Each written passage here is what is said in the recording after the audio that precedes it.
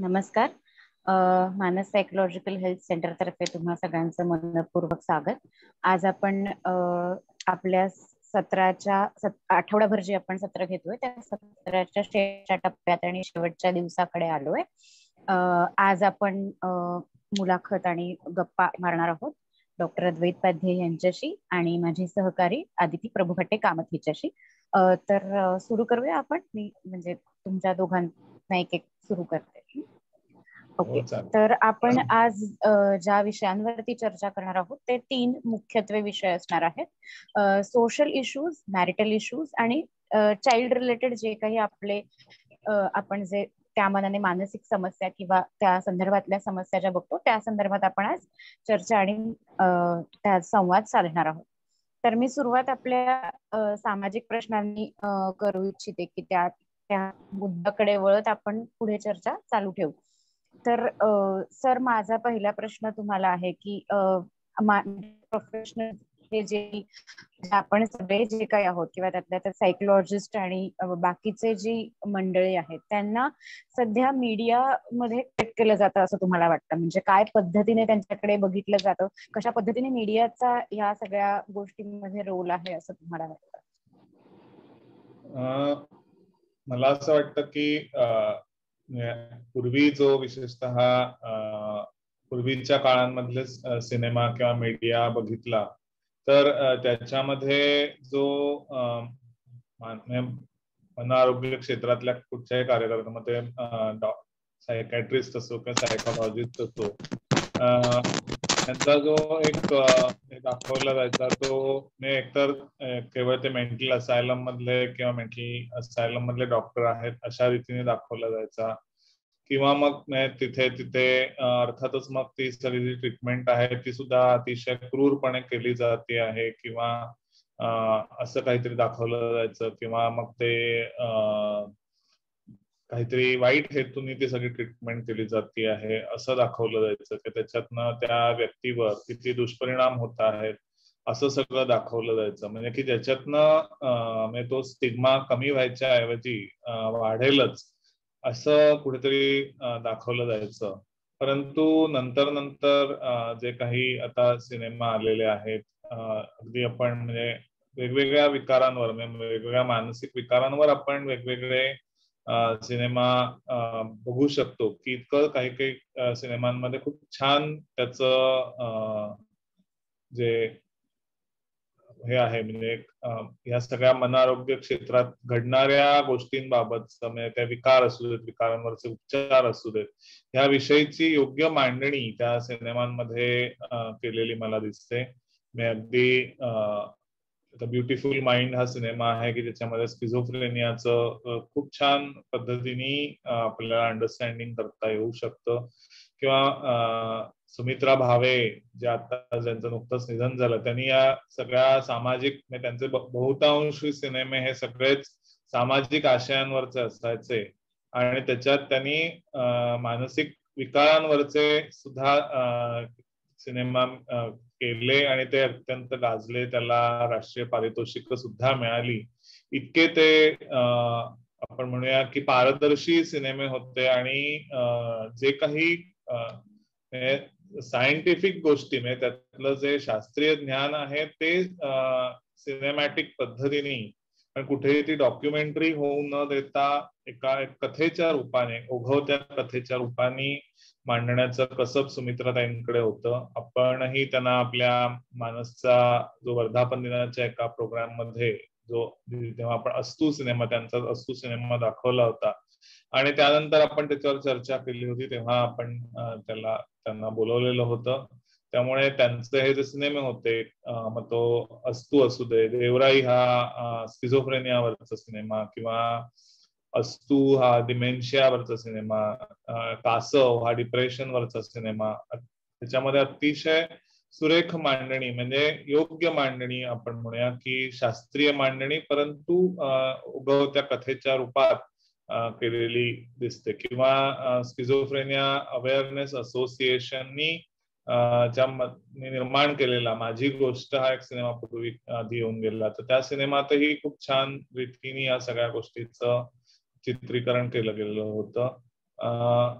किंवा काही 15 parks avenue नावाचा शबाना आझमीचा सिनेमा असेल, किंवा परवीन बाबीच्या आयुष्यावरचा वो लम्हे हा सिनेमा असेल, किंवा मध्यंतरी अश्विनी भावेनी निर्माण केलेला आणि त्यांचा त्याच्यात अभिनय होता तर तो कदाचित नावाचा सिनेमा. तर असे काही मराठी हिंदी सिनेमे आपल्याला म्हणता येतील की, किंवा ऑटिझम वरचा माय डिअर यश नावाचा जो सिनेमा, हे सगळे सिनेमे आपण आपल्या ज्या एज्युटेनमेंटच्या ह्याच्यात दाखवले होते की आपल्या वर्धापन दिनाच्या अनेक प्रोग्राम मध्ये हे सगळे सिनेमे आपले मला वाटतं दाखवून झालेले आहेत. तर अशा या सिनेमातून म्हणजे एज्युकेशन विथ एंटरटेनमेंट म्हणजे एज्युटेनमेंट ज्याला म्हणता येईल, तर अशा स्वरूपात आज हे दाखवता येतात. आणि या सगळ्या मागे मी आपल्याच या मनोआरोग्य क्षेत्रातल्या जे काही जाणकार लोक आहेत, म्हणजे डॉक्टर मोहन आगाशेन सारखे लोक की जे अभिनेते चतुरस्त्र अभिनेते आहेत, आणि शिवाय सायकॅट्रिस्ट म्हणूनही सायकॅट्रिस्टही आहेत, आणि त्यांनी बीजे मेडिकलला शिक्षक प्रोफेसर म्हणून कामही केलेलं आहे. तर अशा त्यांच्या मार्गदर्शनाखाली किंवा त्यांच्या निर्मितीखाली हे काही सिनेमे यातले निर्माण करण्यात आले, किंवा देवराई सारखा सिनेमा ज्याच्यात डॉक्टर मोहन आगाशेंनी कामही केलेलं होतं, तो डॉक्टर आनंद नाडकर्णींच्या सल्ला मार्गदर्शनाखाली तो तयार करण्यात आला. कासवमध्येही त्यांचं मार्गदर्शन होतं. तर असे कितीतरी सिनेमे आहेत की जे सिनेमा आहेत की ज्याच्यातनं अतिशय सुरेख मांडणी, सुंदर मांडणी या सगळ्याची केली गेलेली आढळून येते. त्याच्यामुळे सुरुवातीला नक्कीच हे प्रदर्शन संपूर्ण आपल्या या क्षेत्राविषयीचा जो स्टिग्मा होता तो वाढायला कुठेतरी ह्या मीडियातल्या रूपाने मदत केलेली आहे. हा झाला म्हणजे सिनेमातल्या ह्याचा भाग. पण साधा म्हणजे प्रिंट मीडियामध्ये बघितलं तर गेल्या 3 दशकापासून याच्यात कितीतरी सायकॅट्रिस्ट लिहित आहेत त्याच्याबाबत, वेगवेगळ्या मानसिक आरोग्याच्या प्रश्नांशी रिलेटेड किंवा विकारांशी रिलेटेड असं सगळं लिहित आहेत. आणि तसं अधिकाधिक सायकॅट्रिस्ट, अधिकाधिक मनोविकार तज्ञ असतील किंवा मानसशास्त्रज्ञ असतील, सायकोलॉजिस्ट असतील, की हे सगळेजण आपण लिहिताना बघतो आहोत. आणि हा या लोकसत्ताची, दैनिक लोकसत्ताची जी चतुरंग पुरवणी असते त्याच्यामध्ये तर ती बऱ्याचदा असं म्हणता येईल की ती वेगवेगळ्या अंगाने म्हणा ही मनोआरोग्य क्षेत्रातल्या विविध गोष्टींशी रिलेटेडच असते असं म्हणायला हरकत नाही. तर म्हणजे अशा दृष्टीने आज हे लिखाण सुद्धा खूप वाढलेलं किंवा बघितलेलं, आणि ज्याला लोकांचा प्रतिसादही चांगला असतो किंवा त्याच्यामुळे लोकांचं प्रशिक्षण किंवा लोकांमध्ये अवेअरनेस व्हायला खूप मदत झालेली आहे. त्याच्यामुळे सुरुवातीचा जो मीडियाचा रोल होता की जो स्टिग्मा वाढवण्यात होता, तोच रोल आता पॉझिटिव्ह ह्याच्यामध्येही बदलण्यात आलेला आहे असं म्हणायला हरकत नाही. नक्कीच नक्कीच सर. आदिती, तुला काही ह्याच्याबद्दल बोलायचं आहे किंवा तुझं काही मत? नाही, सरांनी तर बऱ्याच गोष्टी ऍड केलेल्या आहेतच. कधी कधी अजूनही असं होतं की थोड्याशा काउन्सिलर्सची भूमिका जी आहे ती कधीतरी वेगळ्या पद्धतीने मला वाटतं मूवीज मध्ये वगैरे दाखवली जाते, किंवा थोडंसं चुकीच्या पद्धतीने त्याचं चित्रण केलं जातं. की जसं की म्हणजे आपली काल पण थोडीशी चर्चा झाली होती की काउन्सिलर आणि ॲडवायझर ह्याच्यातला जो फरक आहे तो कधी कधी दाखवला जात नाही किंवा तसा दिसून येत नाही तितक्या प्रकर्षाने मूवीज मध्ये. असं कधी कधी होतं, पण बऱ्याचशा मूवीज मध्ये वगैरे अगदी चांगल्या प्रकारे सुद्धा हा रोल दाखवला गेलेला आहे. त्या दोन्ही साईडने ते चित्रण केलं जातं. मला वाटतं शेवटी हे प्रत्येक डिरेक्टर किंवा त्या निर्माता जो आहे त्याच्यावरती ते आहे मला वाटतं. बरोबर. सर आता कोविडच्या सगळ्या सिच्युएशन मध्ये आपण पूर्णपणे म्हणजे आपले कामाचं स्वरूप सगळ्याच क्षेत्रातलं कामाचं स्वरूप बदललं आणि डिजिटली आपण अजून टेक सॅव्ही बनत गेलो प्रत्येकच क्षेत्रात. तर तुमच्या मते काय काय असं वाटतं तुम्हाला की रिस्क आणि बेनिफिट्स काय आहेत डिजिटल मेंटल हेल्थ या फॅक्टर मध्ये, की काय अडथळे असू शकतात आणि त्याचे काय उपयोग आपल्याला जाणवतात? तुमच्या दृष्टीने काय म्हणणं असेल? माझ्या मते असं आहे की आता जसं प्रत्येक नाण्याच्या दोन बाजू असतात तसं ह्याही याच्यात म्हणजे डिजिटली किंवा जो टेक्नॉलॉजीचा पार्ट आहे ते म्हणजे त्याच्याही दोन बाजू आहेत, काही फायदे आहेत आणि काही तोटे आहेत. आधी आपण फायद्यांकडे बघूया की म्हणजे फायदे म्हणायचे झाले तर आज म्हणजे बरीचशी IT किंवा इतर सगळ्या म्हणजे काही ऑफिसेसची कामं चाललेली आहेत, इतरही अनेक ऑफिसेसची कामं चाललेली आहेत ती सगळी या म्हणजे टेक्नॉलॉजीच्या माध्यमातून डिजिटलच्या माध्यमातून चाललेली आहेत किंवा कितीतरी आर्थिक व्यवहार हळूहळू पैशाशी संबंध नको, नोटांचा व्यवहार जास्त नको म्हणून डिजिटल व्यवहाराच्या प्रमाणातही खूप वाढ झालेली आपण बघतो आहोत.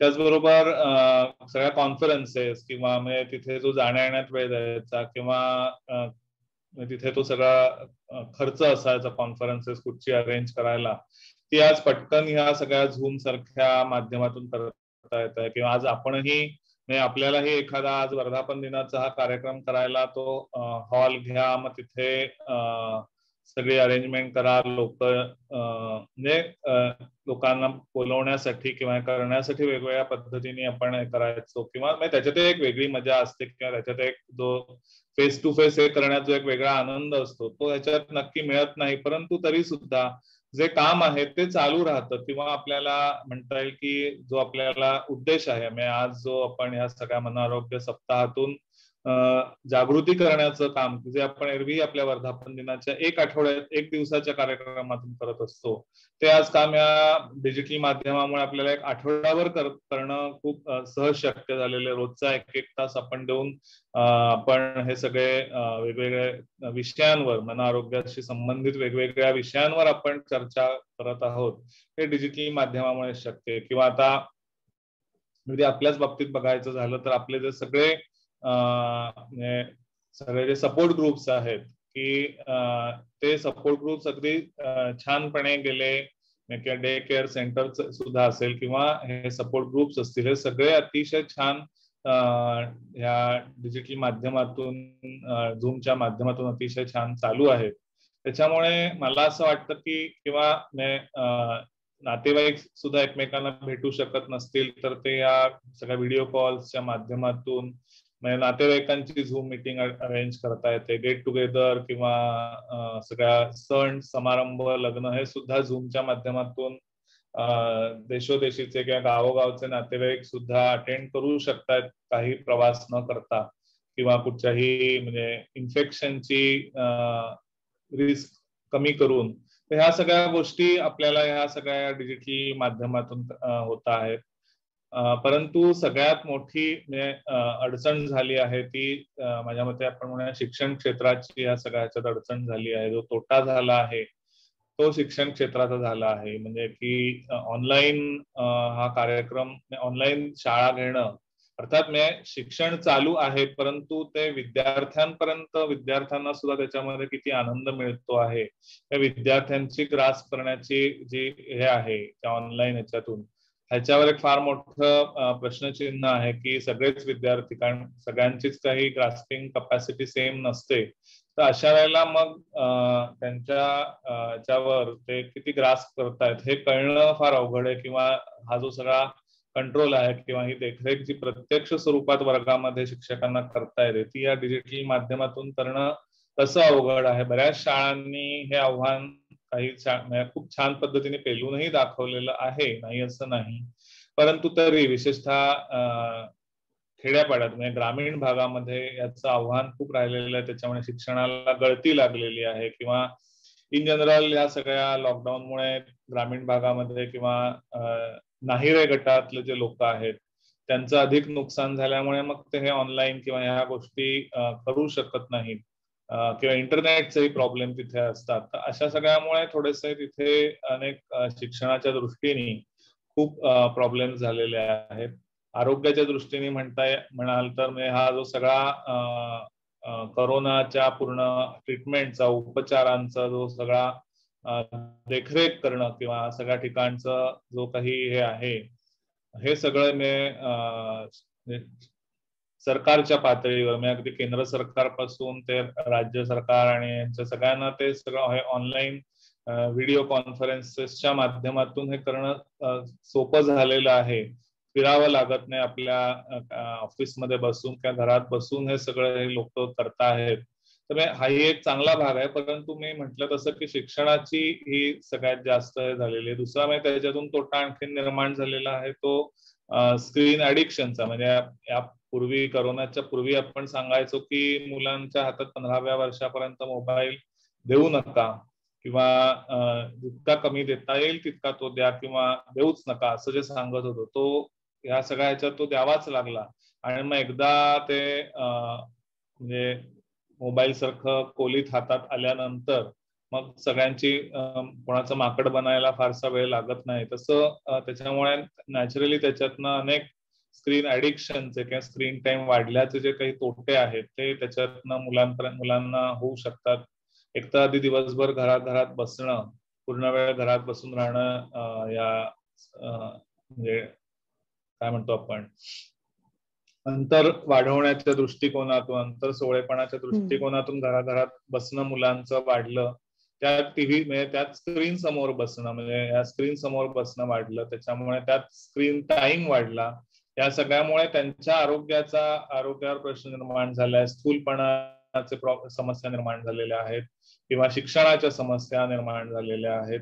ह्या सगळ्या काही समस्या किंवा विशेषतः जी मुलं जी आहेत, जी स्पेशल नीड्सची मुलं आहेत, त्यांचे शिक्षण कशी करायची हा मोठा प्रश्न निर्माण झालेला आहे. तर कारण ज्या स्पेशल स्कूल्स आहेत त्या सगळ्या ह्या अशा पद्धतीने खूप काळ चालवणं किंवा सतत चालवणं आणि त्या मुलांचं त्याच्यामध्ये इन्व्हॉल्व्ह होणं, ह्याच्यामध्ये खूप समस्या निर्माण होऊ शकतात. तर हे सगळे काही तोटे आहेत या सगळ्याचे आणि काही फायदे आहेत जसे मी सांगितले तसे. अगदी बरोबर. आदिती, तुला काही ऍड करायचं असेल तर.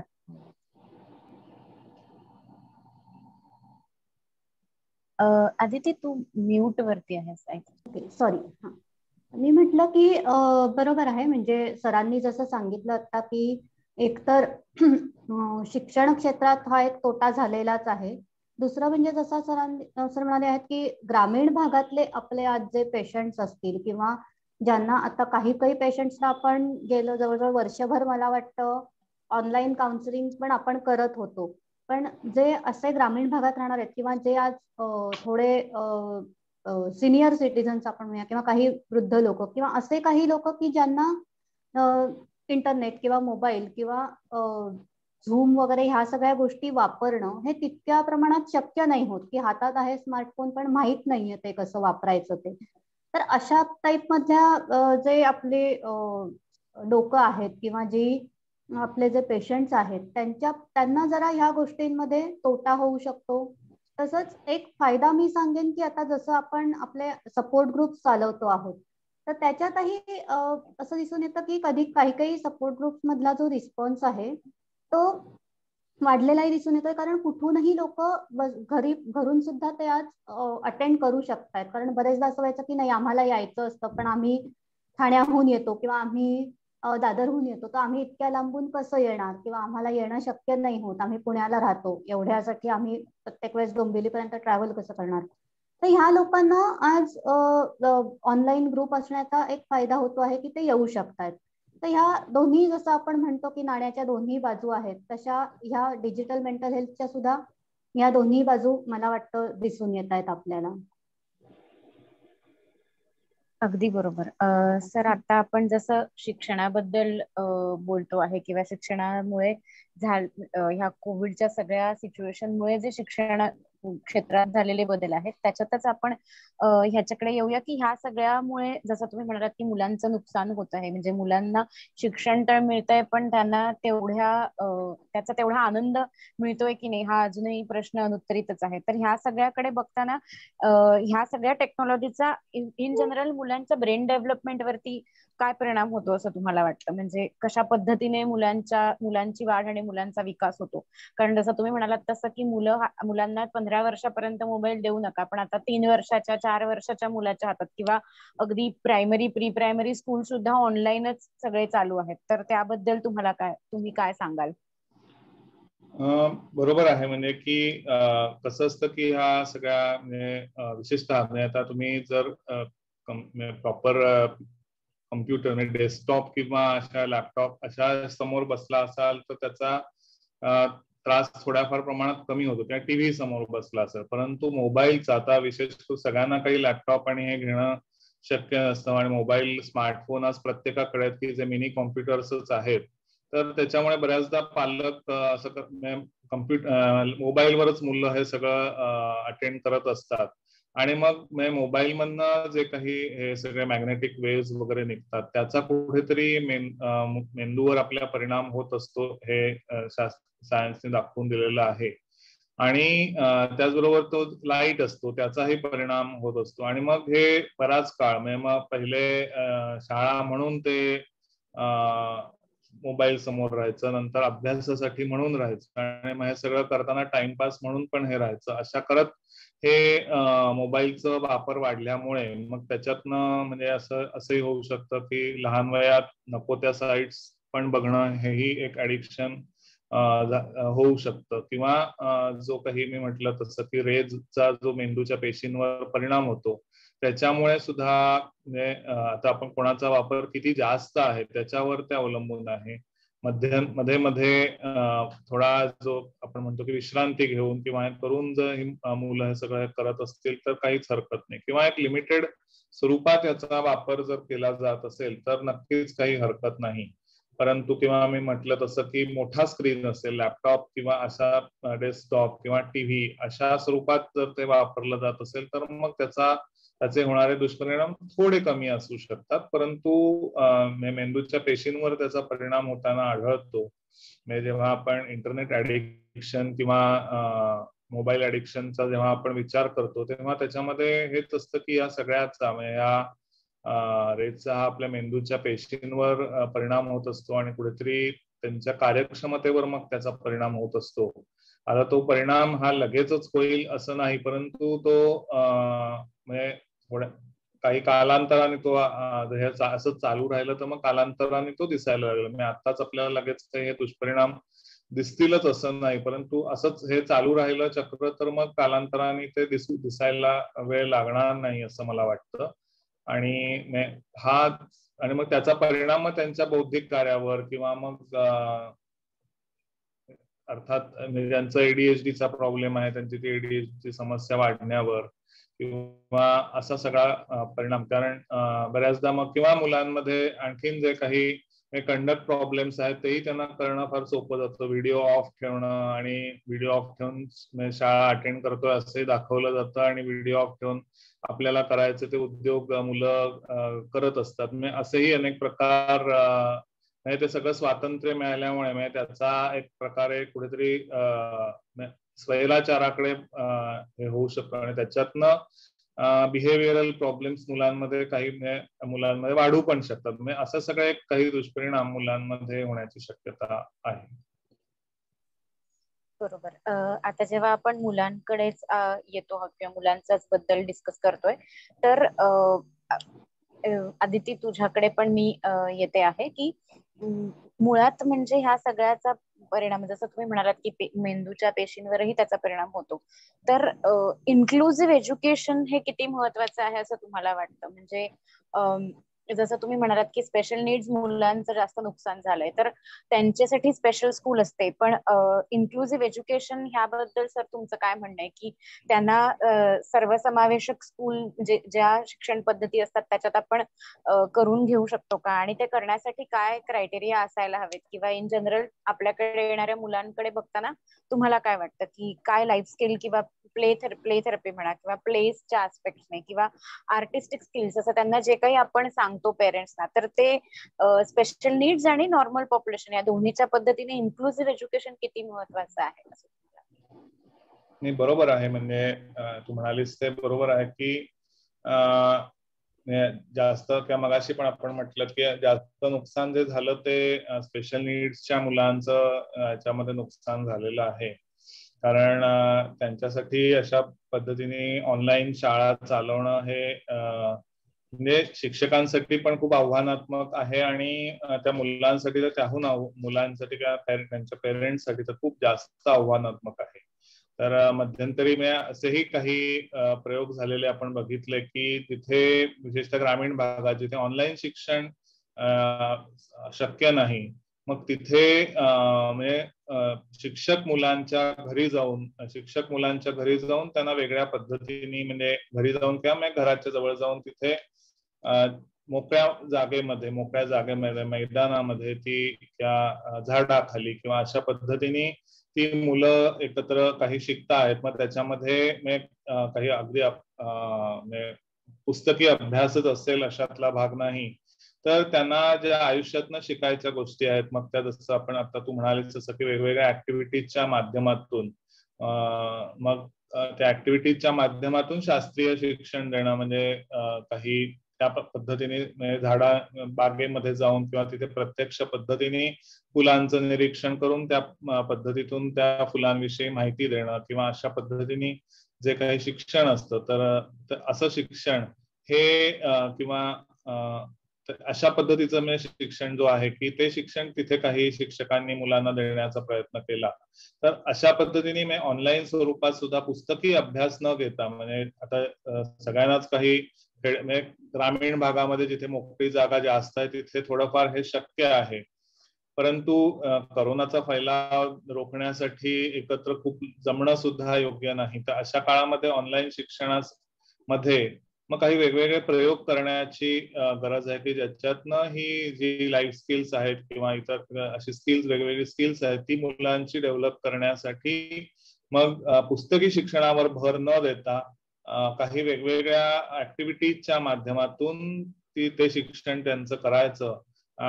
तर असा एक विचार आजकाल पुढे येऊ लागलेला आहे, किंवा असा विचार काही शाळांमधनं काही शिक्षण तज्ञांनी मांडलेला सुद्धा आहे. आणि तर अशा पद्धतीने हा विचार झाला तर त्याचा उपयोग हा सगळ्याच प्रकारच्या मुलांना, मग ती स्पेशल नीड्सची असोत किंवा इतर नॉर्मल आयक्यूची जी मुलं आहेत, ती ऍव्हरेज आयक्यूची मुलं आहेत ती असोत, कोणालाही सगळ्यातनच हा फायदा होणार आहे. तर नक्कीच त्याचा फायदा होईल.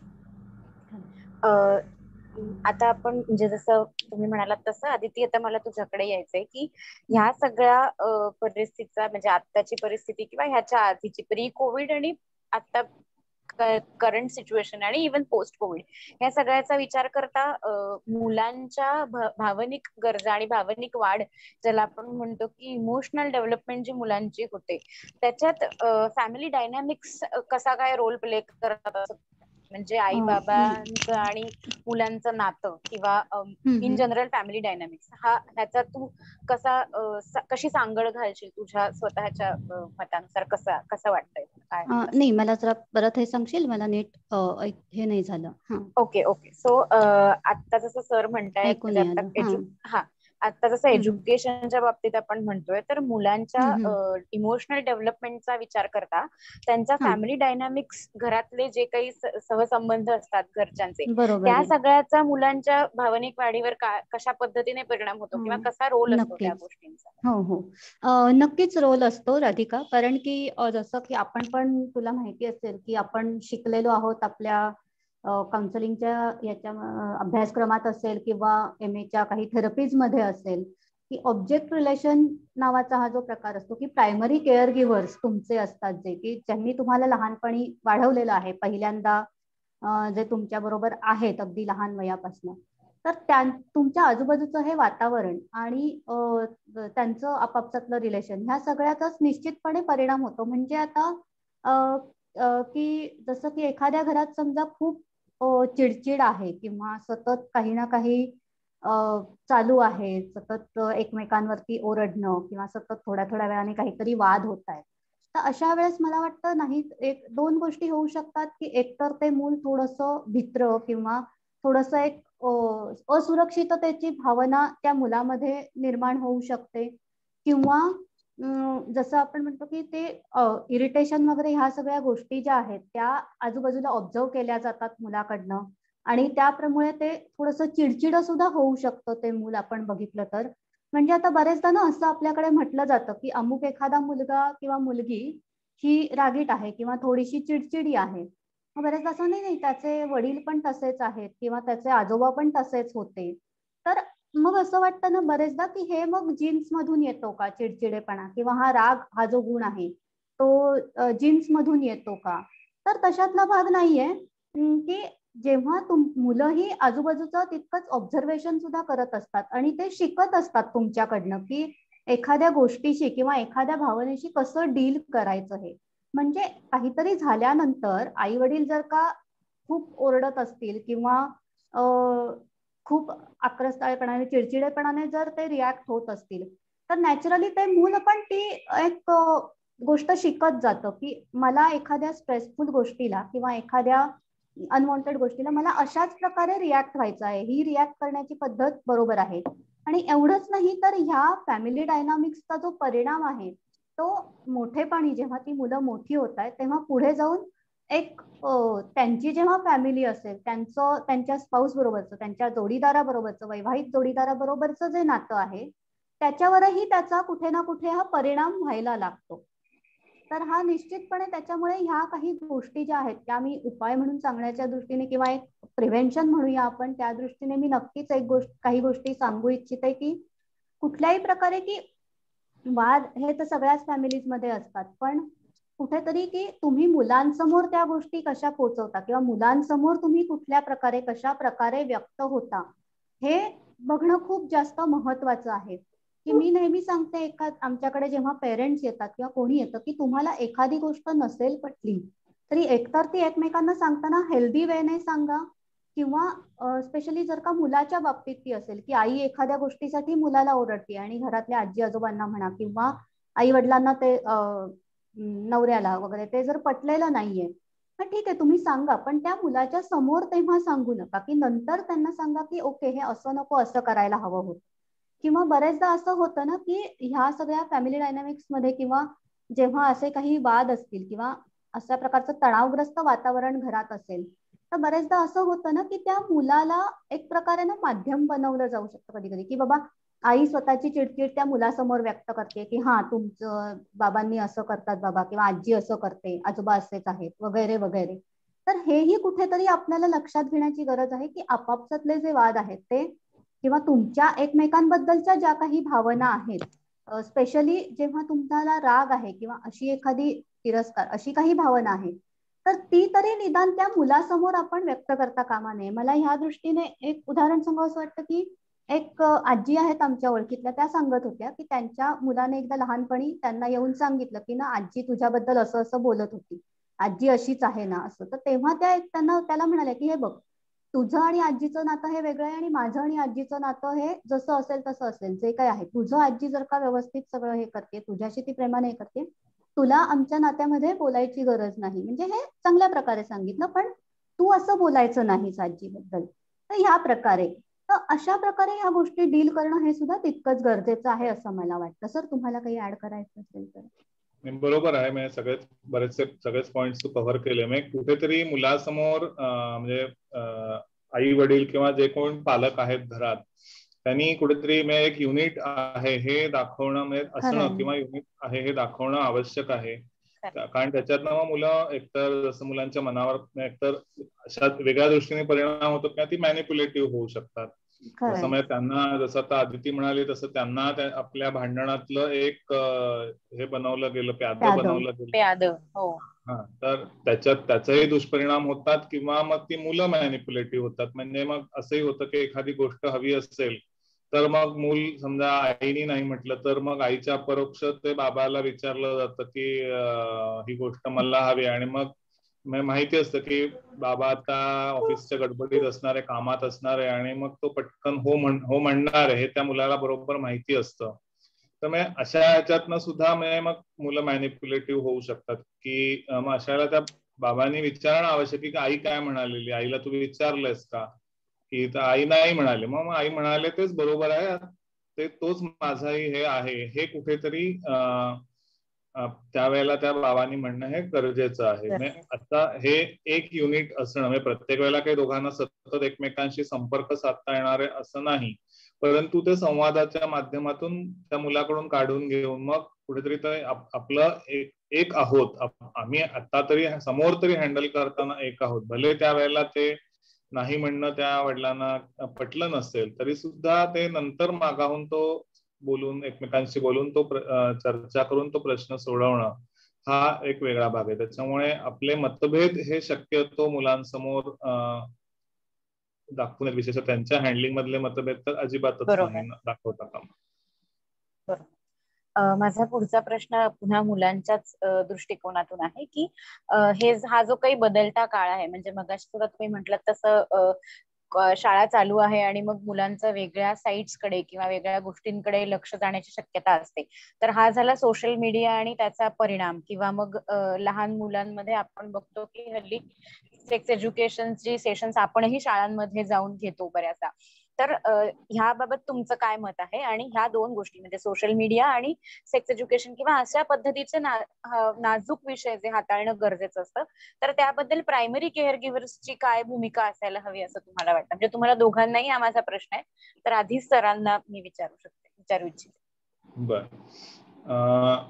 याच्यामध्ये म्हणजे असं आहे की मला आठवतं की एकदा खूप आधी, म्हणजे मी जेव्हा अगदी जस्ट प्रॅक्टिस सुरू केली होती तेव्हाच्या काळात एक आई एका मुलीला घेऊन आली होती पोटात दुखतं म्हणून, आणि मग तिच्या पोटात दुखण्याचं बरंच काही हिस्ट्री घेण्याचा प्रयत्न केला. सुरुवातीला पहिल्या वेळेस ती काही लगेच बोलली नाही, पण दुसऱ्या वेळेला थोडीशी रिलॅक्स झाल्यानंतर किंवा रॅपो एस्टॅब्लिश झाल्यामुळे असेल म्हणा, ती जे तिने सांगितलं आणि त्याच्यातनं असं कळलं की म्हणजे तिला जस्ट तिचे म्हणजे मेनार्क किंवा पिरियड्स येण्याची ती जस्ट सुरुवात झाली होती किंवा झाली होती, आणि म्हणजे किंवा होणार होती असं काहीतरी, म्हणजे तिचं ते वय जवळ आलं होतं, म्हणून तिच्या आईनी म्हणजे असं असं सगळं तुला काय होऊ शकतं, आणि ते इतक्या भीतीदायक पद्धतीने ते तिच्या आईने तिला सांगितलेलं होतं की त्याच्यामुळे तिला म्हणजे हे सगळं सुरू व्हायच्या आधीच म्हणजे एक्झॅक्ट अजून मेनार्की हे झालेलं नव्हतं किंवा सुरुवात झालेली नव्हती पिरियड्सची, पण तरी सुद्धा त्याच्या आधीच तिला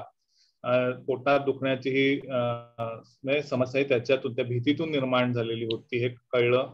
आणि मग तिला तेव्हा म्हणजे सेक्स एज्युकेशन तर आम्ही दिलंच, परंतु मी एक्झॅक्ट त्या वेळेत आवश्यक आहे ते सगळं सांगितलं, पण तिच्या आईलाही तेव्हा सांगितलं की हे तुम्ही अशा पद्धतीने सांगितल्यामुळे हे झालेलं आहे. म्हणजे ठीक आहे, तुमचं सांगणं हा काही तुमचं हे नव्हता, पण जी पद्धत होती ही चुकीची होती.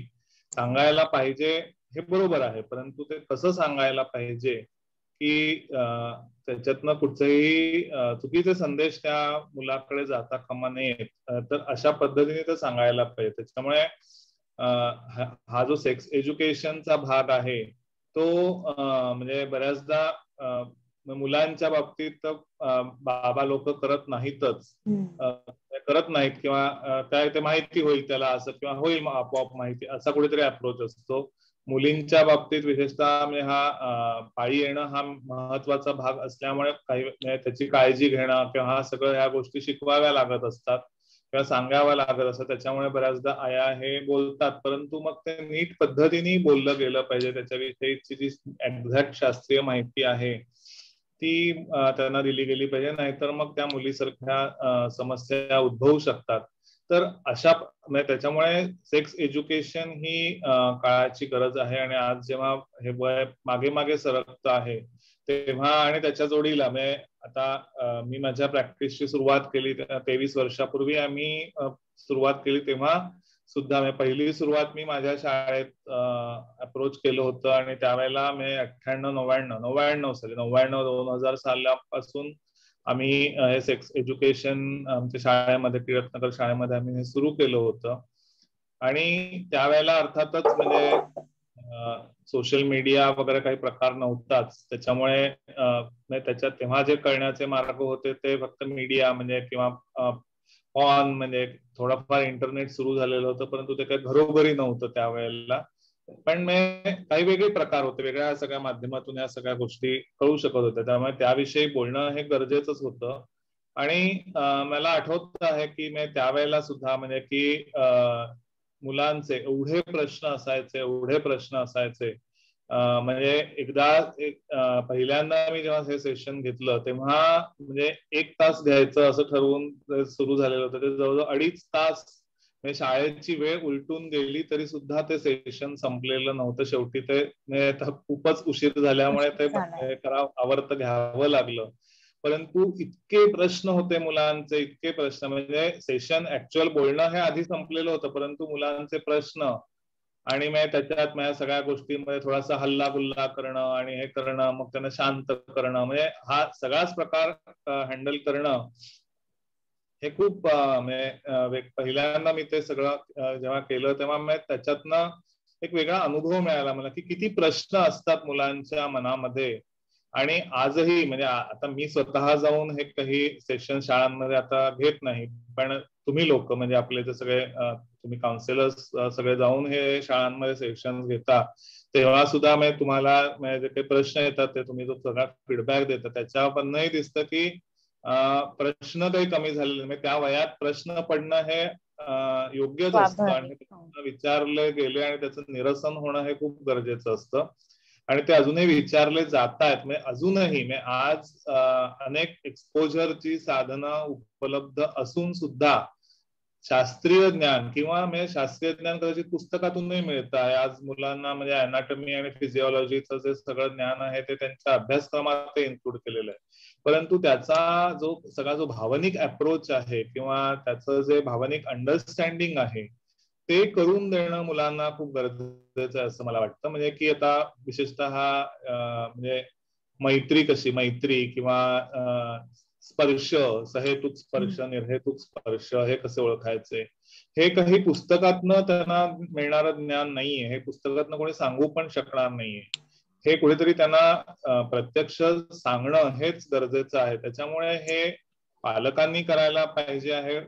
सगळ्याच गोष्टी पालकांना नाही, कारण सगळ्याच पालकांना हे स्किल्स असतील असं नाहीये किंवा तेवढी माइंडेडनेस असेल असंही नाहीये, किंवा कोणाचा स्वभाव असू शकतो, कोणाचा लाजाळू स्वभाव असू शकतो, किंवा ह्याच्यामुळे कोणी सांगत नाही या कसं सांगायचं. तर प्रत्येकाची बुद्धिमत्ताही तेवढी असते असं नाही, त्याच्यामुळे वेळ असतो असं नाही. विशेषतः आता जे कामगार वर्गातली लोक आहेत, तर त्यामुळे शाळांमध्ये जाऊन हे सेक्स एज्युकेशन देणं काउन्सिलर्सनी किंवा आपल्या मन आरोग्य क्षेत्रातल्या कार्यकर्त्यांनी जाऊन हे सगळं हे देणं ही काळाची गरज आहे असं मला वाटतं.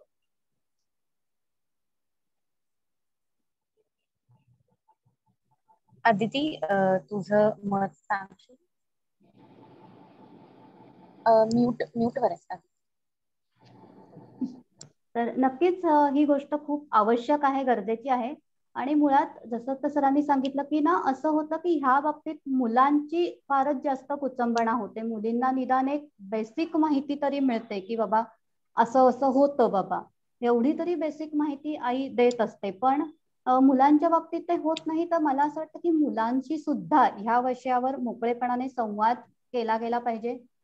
दुसरी एक गोष्ट म्हणजे सेक्स एज्युकेशन कडे बघण्याचा एक दृष्टिकोन सगळीकडे सर्वसाधारणपणे असा दिसून येतो की मे बी ते सेक्स हा जो शब्द आहे त्याच्याकडे खूप वेगळ्या पद्धतीने बघितलं जातं आणि त्याच्यामुळे हा सगळा गोंधळ होतो की नाही ते काय त्यांना नंतर कळणारच आहे किंवा ते सगळं त्यांना माहीत असतं. हा एक अप्रोच बरेचदा आम्हाला लोक सांगतात की त्यात काय तुम्ही काय शिकवणार, तेच तुम्हाला सांगतील 4 गोष्टी वगैरे, अशाही रिॲक्शन्स येतात. कदाचित तूही ऐकल्या असतील की आत्ताची मुलं ऍडव्हान्स झालेली आहेत वगैरे वगैरे. पण ऍडव्हान्स झाली आहेत ती जी माहिती मिळवतायत ती कुठल्या माध्यमांमधून मिळवतायत, म्हणजे तितकी शास्त्रीय माहिती दिली जाते का? किंवा घरी सुद्धा की आई वडिलांचे, ठीक आहे की आई वडील सुद्धा त्या स्टेज मधून आज गेलेले आहेत, पण असं असताना सुद्धा म्हणजे त्यांना ती माहिती त्यांच्यापर्यंत व्यवस्थितपणे पोहोचवता येते का? एक ना मी मध्ये फार छान, राधिका, मी शेअर करेन की व्हॉट्सअपलाच एक मेसेज आला होता की एका आईने स्वतःच्या मुलाला हे सगळं, ह्या सगळ्या गोष्टी कशा एक्सप्लेन केल्या, की तिच्या 10 वर्षाच्या मुलाने तिला प्रश्न विचारला की सॅनिटरी नॅपकिन्सची ऍड बघून की हे काय आहे, की डायपर सारखं दिसतंय पण हे कशासाठी. तर मग तिने सांगायला सुरुवात केली की तुला माहितीये जसं की आईच्या पोटातून बाळ येतं तर ते पोटामध्ये आईच्या एक बेबी बॅग असते, मग तिच्या मेंटेनन्स साठी ही अशी अशी सगळी प्रोसेस होत असते वगैरे वगैरे असं. आणि त्या ह्याच्यात की मग त्या मुलाच्या मग ह्याच्यात होणारे भावनिक बदल काय असतात वगैरे ह्याही गोष्टींविषयी ती बोलली. सो मग त्यालाही ते कुठेतरी रिअलाइज झालं की अच्छा, म्हणून मग मला बाबा कधी असं सांगतो का काही काही वेळा स्पेसिफिकली की नाही आता आईला तू त्रास देऊ नकोस, आईला बरं नाही वाटत आहे वगैरे. पण दुसरी एक महत्वाची गोष्ट ना मला राधिका इथे अशी वाटते की गुड टच बॅड टच ही जी खूप महत्वाची गोष्ट आहे आजकालच्या काळामध्ये, त्याचं सुद्धा नॉलेज अगदी लहान वयापासून, तुम्ही अगदी 3-4 वर्षाची मुलं असतात तेव्हापासूनच त्यांना कळेल अशा भाषेत द्यायला लागणं हे गरजेचं असतं, की तुम्ही त्यांचे टर्म वापरू शकता की हे सिक्रेट पार्ट्स आहेत आपले, ह्या व्यक्ती सोडून इतर कोणाला हे नाही करू दिलं पाहिजे आपण. बरोबर. आणि किंवा कधी कधी सॉफ्ट टॉयजचाही वापर केला जातो माझ्या मते, की जर प्रोजेक्ट आपल्याला करायचा आहे तर सॉफ्ट टॉयज किंवा बाहुल्या ह्या गोष्टींचा वापरही बऱ्याचशा शाळांमध्ये सायकोलॉजिस्ट करताना दिसतो किंवा केला जातो साधारणपणे. दुसरा मी एक असा उल्लेख करेन ना की मी एका प्रोजेक्ट वरती काम केलं होतं. म्हणजे माझं जेव्हा MA चं शिक्षण पूर्ण झालं ना त्याच्यानंतर लगेचच मला टाटा इन्स्टिट्यूट मध्ये ICRW म्हणून जी संस्था आहे, international centre for research on woman, ते आणि टाटा इन्स्टिट्यूट आणि कोरो म्हणून एक संस्था आहे चेंबूरची, या 3 जणांनी मिळून एक gender equity movement in schools, James नावाचा एक प्रोजेक्ट सुरू केला होता. त्याची सुरुवात अशी झाली होती ना की ती काही वर्षांपूर्वी सेम प्रोजेक्ट त्यांनी 18-19 वर्षाच्या पासून 25-26 वर्षाच्या किंवा 28-29 वर्षाची मुलं अशा वयोगटांसाठी तो मुला मुलींसाठी राबवला गेला होता. मग तिथे हे शरीरात होणारे बदल आणि ओव्हरऑल छेडछाड वगैरे ह्या सगळ्याच प्रश्नांविषयी त्याच्यात चर्चा केली होती. आणि नंतर त्यांनी जेव्हा तो सर्व्हे केला ना तर तेव्हा त्याच्यातनं असं आढळून आलं, त्या मुलांनी सगळं असं लिहिलं होतं की ह्या गोष्टी जर का आम्हाला खूप आधी कळल्या असत्या, म्हणजे 13व्या-14व्या वर्षात जर का आम्हाला ह्या गोष्टी कळल्या असत्या तर आम्ही एव्हिटिझिंग वगैरे ह्या सगळ्या गोष्टी आम्ही केल्या नसत्या किंवा आम्हाला ते कळलं असतं आधीच. तर म्हणून मग त्यांनी मुद्दाम, म्हणजे जेव्हा मी प्रोजेक्ट मध्ये आले होते तेव्हा त्याच्या 1 वर्ष आधीपासून त्यांनी हा सगळा प्रोजेक्ट ना BMC स्कूल्सच्या 6वी-7वीच्या मुलांबरोबर राबवायला सुरुवात केली होती. म्हणजे पहिल्या वर्षी ही बेसिक माहिती दिली गेली, दुसऱ्या वर्षी ह्यातून होणारे इमोशनल बदल, व्हायलन्स, जेंडर व्हायलन्स आणि मग जेंडर इक्विटी वगैरे हे सगळे विषय आम्ही कव्हर केले होते. तर अतिशय सुंदर असा तो प्रोजेक्ट होता. आणि मला वाटतं की असे प्रोजेक्ट किंवा अशा स्वरूपाचं काम जे आहे ते खरोखरच पुढे येण्याची गरज आहे आणि सगळीकडे ते होण्याची गरज आहे असं मला वाटतं. की ह्या गोष्टीविषयी ना म्हणजेच काय होईल की कुठेतरी ते लपवून न राहता किंवा लाज, घृणा अशा स्वरूपात न येता एक नॅचरल प्रोसेस आहे, नॅचरल घडून येणारी एक खूप सुंदर गोष्ट ती आहे. ह्या स्वरूपात ते तुमच्या समोर येऊ शकतं किंवा त्या मुलांपर्यंत ते तसं पोहोचू शकतं. बरोबर आहे. पण याच्यात प्रॉब्लेम असं होतो की जसं म्हणजे तू म्हणालीस की आता हे ऍक्च्युली शाळांना हे सगळं मान्य होणं किंवा शाळांच्या त्या रोजच्या करिक्युलम मध्ये ते सगळं त्यासाठी ते असे हे 2-3 दिवस देणं, बसवणं आणि म्हणजे बऱ्याचदा शिक्षकांचाही याला, काही शाळांमधल्या शिक्षकांचा किंवा त्यांच्या मॅनेजमेंट मधल्या लोकांचा विरोध होताना मी बघितलेला आहे. हे सुद्धा म्हणजे अदिती म्हणाली की सेक्स या गोष्टीविषयीचा जो एक टॅबू आहे, तर म्हणजे ज्या देशामध्ये कामसूत्र हे पहिल्यांदा निर्माण झालं त्या देशामध्ये आज अजूनही खजुराहो आणि याच्यासारखी एवढी हे सेक्स एज्युकेशन देणारी किंवा करणारी सगळी शिल्प जिथे तयार झाली, तिथे आज सेक्स हा गोष्टीविषयीचा जो एक दांभिकपणे ताबू निर्माण झालेला दिसतो आहे, तो या सगळ्याच्या आड येताना अजूनही आज 21व्या शतकाचं 21वं वर्ष झालं तरी सुद्धा काही कमी झालेला आहे असं मला वाटत नाही. राहिलं पाहिजे. मला वाटतं ह्याच्यामध्ये एक अजून करता येऊ शकतं की थोडासा, तुम्ही जसं आता शिक्षकांचा उल्लेख केलात किंवा पालकांचा उल्लेख केलात, तसंच मला वाटतं की नेमकं हा जो टॅबू हटवण्यासाठी एक मला वाटतं एक जस्ट आता आलं माझ्या डोक्यात की असं काहीतरी ऍक्शन घेता येऊ शकते की ह्याच्यात नेमकं आम्ही काय करतो हे थोडंसं कुठेतरी जर का आपण त्यांच्यासाठी एखादं वेगळं सेशन घेऊन बरोबर आहे. म्हणजे हो बरोबर आहे. म्हणजे तसं आता जेव्हा जेव्हा ज्या म्हणजे सगळ्या शाळांमध्ये विशेषतः जाऊन किंवा त्यांच्याशी प्रत्यक्ष बोलताना आपण एक्झॅक्टली त्याच्यामध्ये काय करतो हे म्हणजे एक्झॅक्टली म्हणजे काय नुसतंच फक्त शास्त्रीय माहिती दिली किंवा चित्र दाखवली अशा पद्धतीचं आपण करत नसतो. तर त्याच्यामध्ये आपण त्यांना हे सगळ्याचे जे काही मैत्री कशी करावी किंवा मैत्री कशी ओळखावी किंवा प्रेम म्हणजे काय किंवा इन्फॅच्युएशन आणि या सगळ्यातला काय फरक आहे किंवा हे आता स्पर्श जे काही आता गुड टच बॅड टच हा सगळा प्रकार आहे, तर हा सगळ्याच गोष्टी किंवा गोष्टींविषयी चर्चा या सगळ्यामध्ये होते की हे जे सगळं या ऍडोलसंट एज किंवा प्री ऍडोलसंट एज मध्ये मुलांना माहिती होणं, योग्य पद्धतीने माहिती होणं आवश्यक आहे. ते आम्ही देणार आहोत. म्हणजे it's not a sex education, म्हणजे आम्ही काही तिथे शारीरिक संबंधांवर चर्चा करणार नाही, तर लैंगिकतेविषयीचे म्हणजे इट्स अ सेक्शुअलिटी एज्युकेशन आहे. सेक्स एज्युकेशन या वर्ड मधनं काही वेळेला हा चुकीचा संदेश जाऊ शकतो. तर त्याच्यामध्ये लैंगिकता प्रशिक्षण म्हणजे असं आपल्याला त्याला म्हणता येईल किंवा सेक्शुअलिटी एज्युकेशन हा शब्द त्याच्यामध्ये जास्त योग्य ठरेल असं मला वाटतं. खूप छान.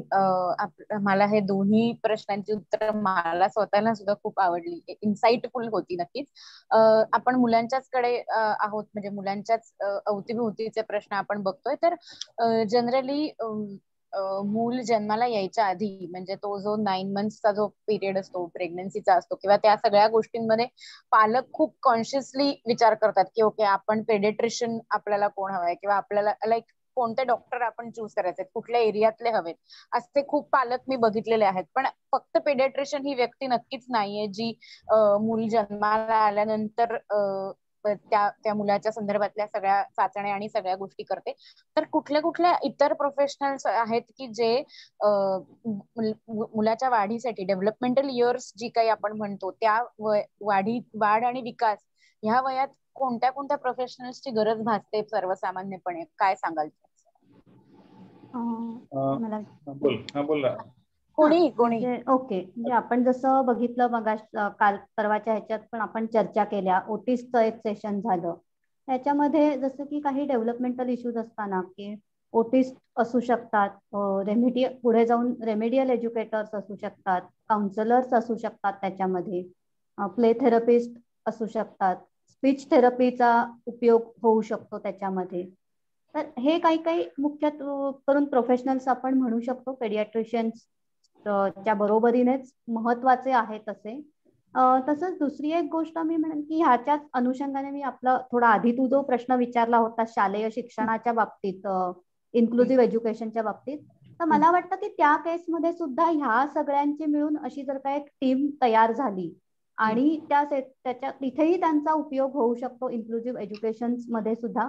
आणि हे आणखीन काही प्रोफेशनल्स असू शकतात. अजून सर मला वाटतं आणखीन काही सांगू शकतील.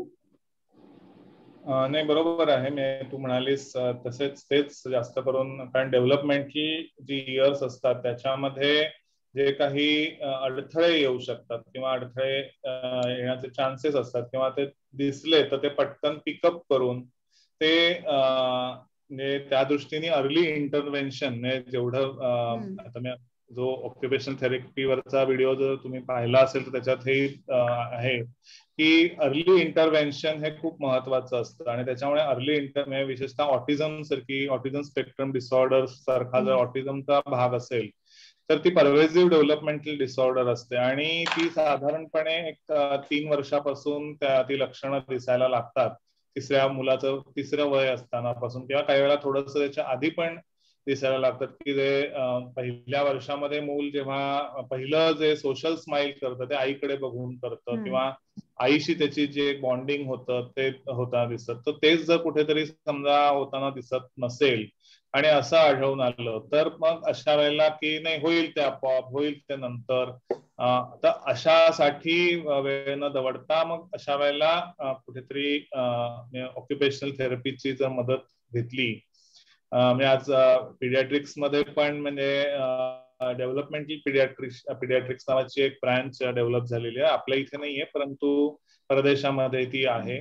तर ही डेव्हलपमेंटल पिडियाट्रिशियन्स असतात, मग त्यांच्याकडे ही सगळी पूर्ण ही टीम त्यांच्याबरोबर जी मगाशी अदितीने म्हटली ती त्यांच्या बरोबर असते. मग त्याच्यामध्ये किंवा आज सायकॅट्रिस्ट कडे सुद्धा म्हणजे चाइल्ड सायकॅट्रिस्ट विशेष करून जे चाइल्ड सायकॅट्रिस्ट म्हणून काम करतात तर त्यांच्याकडे सुद्धा ही सगळी टीम असते. त्याच्यामुळे मग ऑक्युपेशनल थेरपिस्ट, स्पीच थेरपिस्ट आणि रेमेडियल एज्युकेटर हे जो सगळा ही सगळी जी टीम आहे ही सगळी टीम या मुलांच्या या सगळ्या डेव्हलपमेंटमध्ये, कारण ऑटिझम मध्ये स्पीचवर लँग्वेज डेव्हलपमेंटवर परिणाम झालेला असतो, त्याचबरोबर बिहेवियरल ह्याच्यावर परिणाम झालेला असतो आणि त्याच्यामुळे काउन्सिलर्सची पण त्याच्यामध्ये त्या टीम मध्ये गरज असते की कारण त्या दृष्टीने योग्य पॅरेंटिंग करणं हे पण आवश्यक असतं. किंवा मग अशा पेरेंट्सचे मग सेल्फ हेल्प ग्रुप करणं, म्हणजे ऑटिझमच्या सगळ्या सेल्फ हेल्प ग्रुप करण्यासाठी पण मग काउन्सिलर्सची तिथे गरज लागू शकते. त्या मुलांच्या योग्य डेव्हलपमेंटसाठी म्हणजे अर्ली इंटरव्हेन्शन मध्ये सेन्सरी इंटिग्रेशन जे करतात ओटी मध्ये, ऑक्युपेशन थेरपीमध्ये, मग त्याच्याने त्या मुलांना खूप चांगला फायदा होत असतो. स्पीच थेरपीचा फायदा होत असतो किंवा ADHDचा प्रॉब्लेम असेल तर तोही अर्ली इंटरव्हेन्शन केल्याने तो लवकर सुधारू शकतो. तर अशा पद्धतीने जेवढं लवकर ह्या गोष्टी पिकअप कराल तेवढं मग मुलांच्या पुढच्या डेव्हलपमेंटसाठी, शैक्षणिक डेव्हलपमेंटसाठी किंवा इन जनरल सोशल आणि सगळ्या डेव्हलपमेंटसाठी त्याचा फायदा होत असतो. त्याच्यामुळे म्हणजे पिडियाट्रिशियनच्या जोडीला म्हणजे की व्यवसाय उपचार तज्ञ म्हणजे ऑक्युपेशनल थेरपिस्ट, स्पीच थेरपिस्ट, नंतर रेमेडियल एज्युकेटर आणि काउन्सिलर्स अशी एक पूर्ण टीम असणं हे खूप आवश्यक आहे असं मला वाटतं. शॅडो टीचर हा सुद्धा एक सुरू झाला. शॅडो टीचर हा पण एक ट्रेंड आता बरोबर आहे. डेव्हलप होतो आहे, विकसित होतो आहे. एज्युकेशनचे प्रॉब्लेम्स असतील म्हणजे त्याच्यासाठी मग ती शॅडो टीचर असणं ही आवश्यकता होऊन बसते. जसं आपण आता मुलांबद्दल बोलतोय तर मुलांच्या भावनिक विकास असू देत किंवा मुलांची जडणघडण असते ती त्यांच्या आई वडिलांच्या माध्यमातून होत असते किंवा आई वडिलांचे जे काही बिहेवियर असतं त्याच्यातून होत असते. तर आई वडिलांच्या आधी ते नक्कीच लाईक स्पाऊस असतात, पार्टनर्स असतात. तर आपण आपल्या मॅरिटल इश्यूज जे आपण सर्वसाधारणपणे बघतो त्याच्याकडे आपण येऊया. तर मला असा विचारायचा प्रश्न तुम्हाला दोघांनाही की प्री मॅरिटल काउन्सिलिंग सध्या खूप चर्चेत आहे, म्हणजे काही वर्ष झाली आपली ही टर्म वापरात आहे किंवा आपणही हे आपल्या प्रॅक्टिसमध्ये करतो की काही वेळेला येतात आपल्याकडे प्री मॅरिटल काउन्सिलिंगच्या गरजेसाठी. तर ते काय आहे आणि त्याचं गरज काय आहे, म्हणजे आत्ताच्या सगळ्या ह्या काळात 21व्या शतकात त्याची कितपत गरज आहे आणि त्याचा सक्सेस रेट काय आहे, काय सांगशील आदिती आणि सर? आदिती सांगू शकेल मला वाटतं आणि मग सर बोलू. म्यूट वर. प्री मॅरिटलची गरज तू म्हणते आहेस तसं तर आता आपण जसं की बरेचदा ऐकतो की डिव्होर्सचं वाढतं प्रमाण ही एक गोष्ट आहे, किंवा अगदी डिव्होर्स जरी नसेल तरी सतत कधी कधी नातेसंबंधांमध्ये येणारा तणाव आणि ह्या सगळ्याच गोष्टी भोवती मला वाटतं की जे कुटुंब आहे ते सगळंच ह्या गोष्टी भोवती फिरत असतं. त्याच्यामुळे मला वाटतं की लग्न ही संस्था जी आहे किंवा लग्न हा जो भाग आहे तो आयुष्यामध्ये खूप जास्त इम्पॉर्टंट आहे, खूप महत्वाचा आहे. त्याच्यामुळे जेव्हा आपण प्री मॅरिटल काउन्सिलिंग करत असतो तेव्हा सगळ्यात महत्वाचं म्हणजे रोल ऑफ मॅरेज हा काय आहे हे तिथे ह्याच्यावरती चर्चा केली जाते. इतर जे महत्वाचे मुद्दे आहेत की जसं की रिअलिस्टिक एक्सपेक्टेशन ठेवणं, हे एक हल्ली बरेचदा हाही एक नवीन मुद्दा चर्चेत यायला लागला आहे की वय खूप वाढतं आहे मुलाचं किंवा मुलीचं, पण अपेक्षेत बसणारी व्यक्ती किंवा अपेक्षेत बसणारा पार्टनर मिळत नाहीये. तर इथे कुठेतरी ना हेही बघायची मला वाटतं गरज आहे की तुम्ही अपेक्षांमध्ये काय ठेवलं आहे आणि अटींमध्ये काय ठेवलं, किंवा कुठल्या गोष्टी ह्या अपेक्षा ह्या कॅटेगरीत ठेवायच्या आहेत आणि कुठल्या गोष्टींना अटी ह्या कॅटेगरीत टाकायचं आहे. तर ह्या गोष्टींमधला जो फरक आहे किंवा ह्या गोष्टींमधला जो डिफरन्स आहे तोही दाखवण्याचं काम हे करावं लागतं. अर्थात ह्याचा अर्थ असा नाही की काउन्सिलर तुम्हाला बसून सांगतो की तुझ्या काय एक्सपेक्टेशन असल्या पाहिजेत किंवा काय नाही, पण की कसं त्याला आपण कॅटेगराईज करू शकतो, कसे वेगवेगळे झोन्स त्याचे आपण निर्माण करू शकतो की ह्या गोष्टी मला हव्याच आहेत, ह्या गोष्टी मला अजिबातच नाही चालणार, किंवा ह्या गोष्टींमध्ये मी तडजोड करीन. तर अशा प्रकारे थोडंसं की कुठल्या गोष्टीमध्ये मला प्रायोरिटी आहे किंवा कशा प्रकारे तुम्ही जेव्हा एखाद्या व्यक्तीला भेटता मॅरेज प्रपोजलसाठी किंवा वैवाहिक दृष्टीने पुढे जाण्यासाठी लग्नाच्या दृष्टीने, तर तेव्हा कशा प्रकारे तुम्ही एकमेकांना जाणून घेण्यासाठी चर्चा करू शकता. इतरही गोष्टी अनेक आहेत, जसं आता आपण सेक्स एज्युकेशन विषयी बोललो, तर हे सुद्धा एक सेक्शुअल रिलेशन ह्याच्याविषयी थोडीशी माहिती किंवा चर्चा हे केलं जातं. पुन्हा आपण म्हणूया फायनान्शियल कंडिशन्स किंवा फायनान्शियल मॅनेजमेंट, इतर येणाऱ्या रिस्पॉन्सिबिलिटीज, कॉन्फ्लिक्ट मॅनेजमेंट, अशा अनेक गोष्टींविषयी ह्यामध्ये डिस्कशन केलं जातं क्लायंट्स बरोबर. आणि अशी सगळी ती प्री मॅरिटल काउन्सिलिंगची प्रोसेस असते आणि त्याचा नक्कीच मला वाटतं की फायदा दिसून येतो की पुढे जाऊन जेव्हा लग्नासाठी म्हणून जेव्हा मुलं ऍक्च्युअल उभी राहतात लग्नाला, किंवा जेव्हा जाऊन कोणाला तरी भेटता येते, तेव्हा असे फीडबॅक्स बरेचदा मिळतात की बरं झालं तुम्ही ह्या गोष्टी सांगितल्या होत्या त्या आम्ही लक्षात ठेवल्या आणि त्याचा डिस्कशनच्या वेळेस आम्हाला फायदा झाला. भले ते प्रपोजल तुमचं पुढे जाईल किंवा जाणार नाही, पण निदान मला क्लॅरिटी यायला मदत झाली. तर अशा प्रकारचे फीडबॅक बरेचदा आम्हाला मिळत असतात. बरोबर. सर तुमचं मत? हा बरोबर आहे. बरं, प्री मॅरिटल काउन्सिलिंग ही खरं तर काळाची गरज आहे, कारण बऱ्याचदा असं आता जसं अदिती म्हणाली की घटस्फोटाचं प्रमाण वाढलेलं आहे, किंवा पण होतं कसं की आपल्याकडे जे काउन्सिलिंग मराठी काउन्सिलिंगसाठी येतात ती म्हणजे की जेव्हा समस्या निर्माण होतात काही, तेव्हा एक तर डिस्कॉर्ड होत, घटस्फोटाच्या लेवलवर गेल्यानंतर किंवा छोटे छोटे काही प्रॉब्लेम्स निर्माण व्हायला लागल्यानंतर, मग पोस्ट मराठी लग्न झाल्यानंतर मग समस्या ज्या निर्माण होतात, मग त्या सोडवण्यासाठी बऱ्याचदा हे पोस्ट मराठी काउन्सिलिंग करतात. कारण आपल्याकडे म्हणजे कसं आहे की बरं नसेल तरच डॉक्टरकडे जावं असं जे आहे, तर आपण आपली तब्येत बरी राहावी म्हणून आधीच काळजी घ्यावी, याच्याकडे कल कमी असतो. त्यामुळे तहान लागल्यावर मग विहीर खोदायला जायचं. तर तशा पद्धतीने बऱ्याचदा ते हे येतात. मग ते त्यांचे सगळे पूर्वग्रह किंवा सगळे आता ते भांडण किती काळ चाललेली असतात त्यानुसार ते त्यांचे पूर्वग्रह खूप अतिशय असे कडक झालेले असतात किंवा घट्ट झालेले असतात. मग ते घट्ट झालेले पूर्वग्रह मोडीत काढून मग त्यांना पुन्हा त्या समेच्या लेव्हलवर घेऊन येणं ही काउन्सिलरसाठी फार मोठी आव्हानाची हे असते.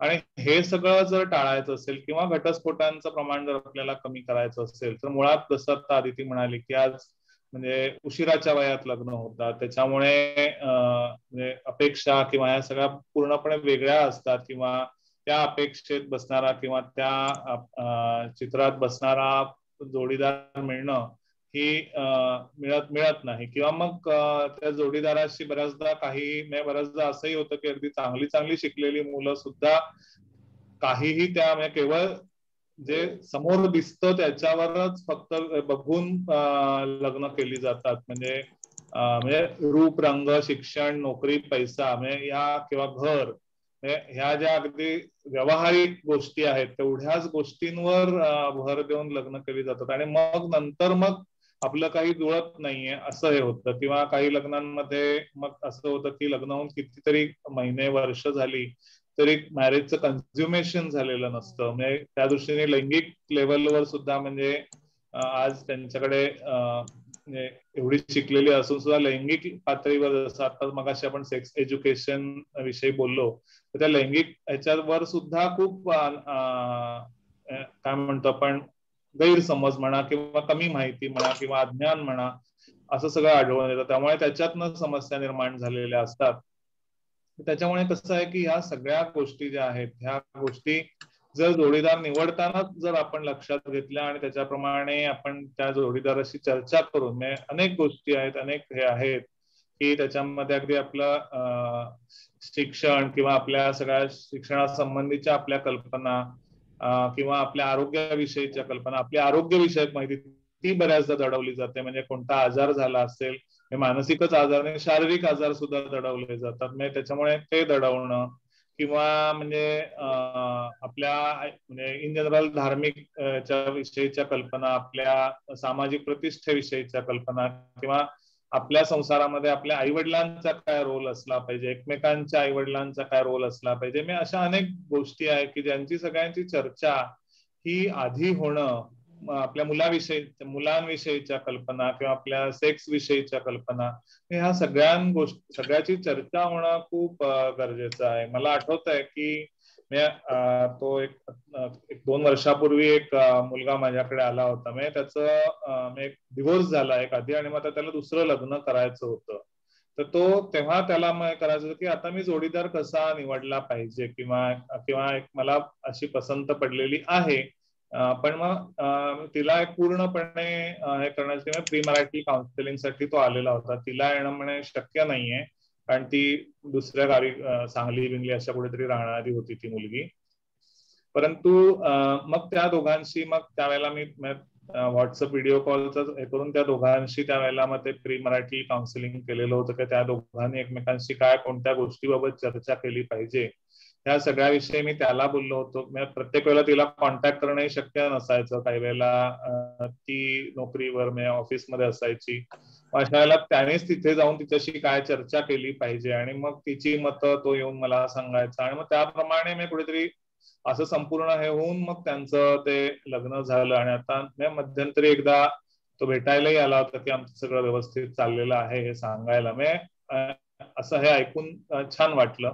तर असं जर सगळं होत असेल म्हणजे त्याच्यामुळे ठीक आहे, पहिल्यांदा त्याला ठेच लागली होती म्हणून दुसऱ्याला तो शहाणा झालेला होता, परंतु अशी ठेच आता काही वेळेला इतकी काळजी घेऊनही काही वेळेला पुढे काही गोष्टी अशा होऊ शकतात. नाही असं नाही, होणारच नाही तसं नाहीये, परंतु तरी सुद्धा शक्यतो जर अशी काळजी घेतली किंवा अशा दृष्टीने आपण हे सगळं ह्या सगळ्या गोष्टी जाणून घेतल्या, म्हणजे लग्न कशासाठी करतात किंवा लग्न का करायचं आहे किंवा त्याच्यामध्ये आपल्या रोल काय अपेक्षित आहेत, हे सगळं जर एकमेकांना माहिती असेल तर मग होणारा लग्नानंतरचा संसार हा थोडा जास्त प्रगल्भ किंवा थोडा जास्त काय म्हणतो आपण रिस्पॉन्सिबल संसार असेल असं म्हणायला हरकत नाही. आणि मग तो संसार हा जास्त टिकाऊ असेल अशी एक म्हणजे असं शक्यता ही जास्त आहे. त्यामुळे मग प्री मॅरिटल काउन्सिलिंग हे त्या दृष्टीने आवश्यक आहे. बरोबर, अगदीच बरोबर. माझा पुढचा प्रश्न हा पहिले सरांना आहे की जर 2 पार्टनर्स पैकी एक पार्टनर जर संशयी वृत्तीचा किंवा चिडण्याच्या म्हणजे फक्त चिडचिड असं नाही पण थोडासा व्हायलन्स कडे जाणारं वागणं असेल किंवा डॉमिनेटिंग असेल, प्रभुत्वच त्याच व्यक्तीचं असायला हवं असं जर असेल, तर ह्या प्रकारच्या रिलेशनशिप्स मध्ये काय परिस्थिती असू शकते किंवा असं असतं का की त्यावेळेला जे बिहेवियर आहे म्हणजे अग्रेशन म्हणा किंवा सस्पिशियसनेस म्हणा, तर हे प्रत्येक वेळेला पर्सनॅलिटी डिसऑर्डर मध्येच ट्रान्समिट होतं का ते फक्त बिहेवियर असू शकतं आणि ते डील करता येतात? तुमचं ह्याच्याबद्दलचं काय मत आहे किंवा तुमचा एक्सपिरियन्स काय आहे? आता याच्यामध्ये 2-3 प्रकार असू शकतात की आता म्हणजे सस्पिशियस संशय हा जर भाग असेल तर याच्या मागे म्हणजे अनेक कारणं, संशय निर्माण होण्यामागे अनेक कारणं असू शकतात की म्हणजे तो स्वभावाचा भाग म्हणजे पर्सनॅलिटीचा भाग असू शकतो. दुसरं म्हटलं तर तो काही डेल्युजनल, आपण जो डिसऑर्डर्स मध्ये चर्चा केली तर तो पॅरानॉइड डेल्युजनल डिसऑर्डर आहे, तर तशी डेल्युजनल डिसऑर्डर किंवा सायकोसिसचा भाग असू शकतो. किंवा तिसरं कारण हे असू शकतं की व्यसन, म्हणजे दारूच्या व्यसनामध्ये विशेष करून संशय हा वाढीला लागू शकतो. कुठच्या व्यसनामुळे, दारूच असं नाही, परंतु व्यसनामुळे सुद्धा हे वाढीला लागू शकतो. तर ही 3 प्रकारची कारणं असू शकतात की ज्याच्यामुळे संशय विकार हा निर्माण झालेला असू शकतो. किंवा चिडचिड होत असेल किंवा अग्रेशन होत असेल तर त्या अग्रेशन मागे सुद्धा अनेक कारणं असू शकतात. किंवा अग्रेशन हा भाग जो आहे हा फ्रस्ट्रेशन मधनं येणारं अग्रेशन असू शकतं, म्हणजे नैराश्यातनं, वैफल्यातनं येणारं अग्रेशन असू शकतं. किंवा स्वभावातनं येणारं हे असू शकतं, म्हणजे स्वभावच खूप अहंकारी स्वभाव असेल किंवा खूप म्हणजे तत्ववादी स्वभाव असेल आणि त्या तत्वाचा दुराग्रह त्या व्यक्तीकडून होत असेल की त्याच्यातनं ती चिडचिड होत असेल. म्हणजे अतिशय ती व्यक्ती खूप परफेक्शनिस्ट आणि खूप रिच्युअलिस्टिक आणि खूप अशी हे असेल स्वभाव, आणि तशीच अपेक्षा मग ती जोडीदाराकडून केली जात असेल आणि जोडीदार तसं करत नसेल तर त्याच्यातनं मग होणारी चिडचिड जी असते तर ती चिडचिड किंवा अपोजिट ह्या सगळ्या ह्याच्यातनं जर सुद्धा ती चिडचिड म्हणजे पर्सनॅलिटी हा भाग हा त्याच्यामध्ये असू शकतो. किंवा आणखीन काही कारण जसं म्हटलं फ्रस्ट्रेशन किंवा दुसरा काही सायकॅट्रिक डिसऑर्डर, म्हणजे चिडचिड होणं हा अनेक कारणांनी होऊ शकते. तर ते त्या ह्याचं निदान होणं हे खूप गरजेचं आहे.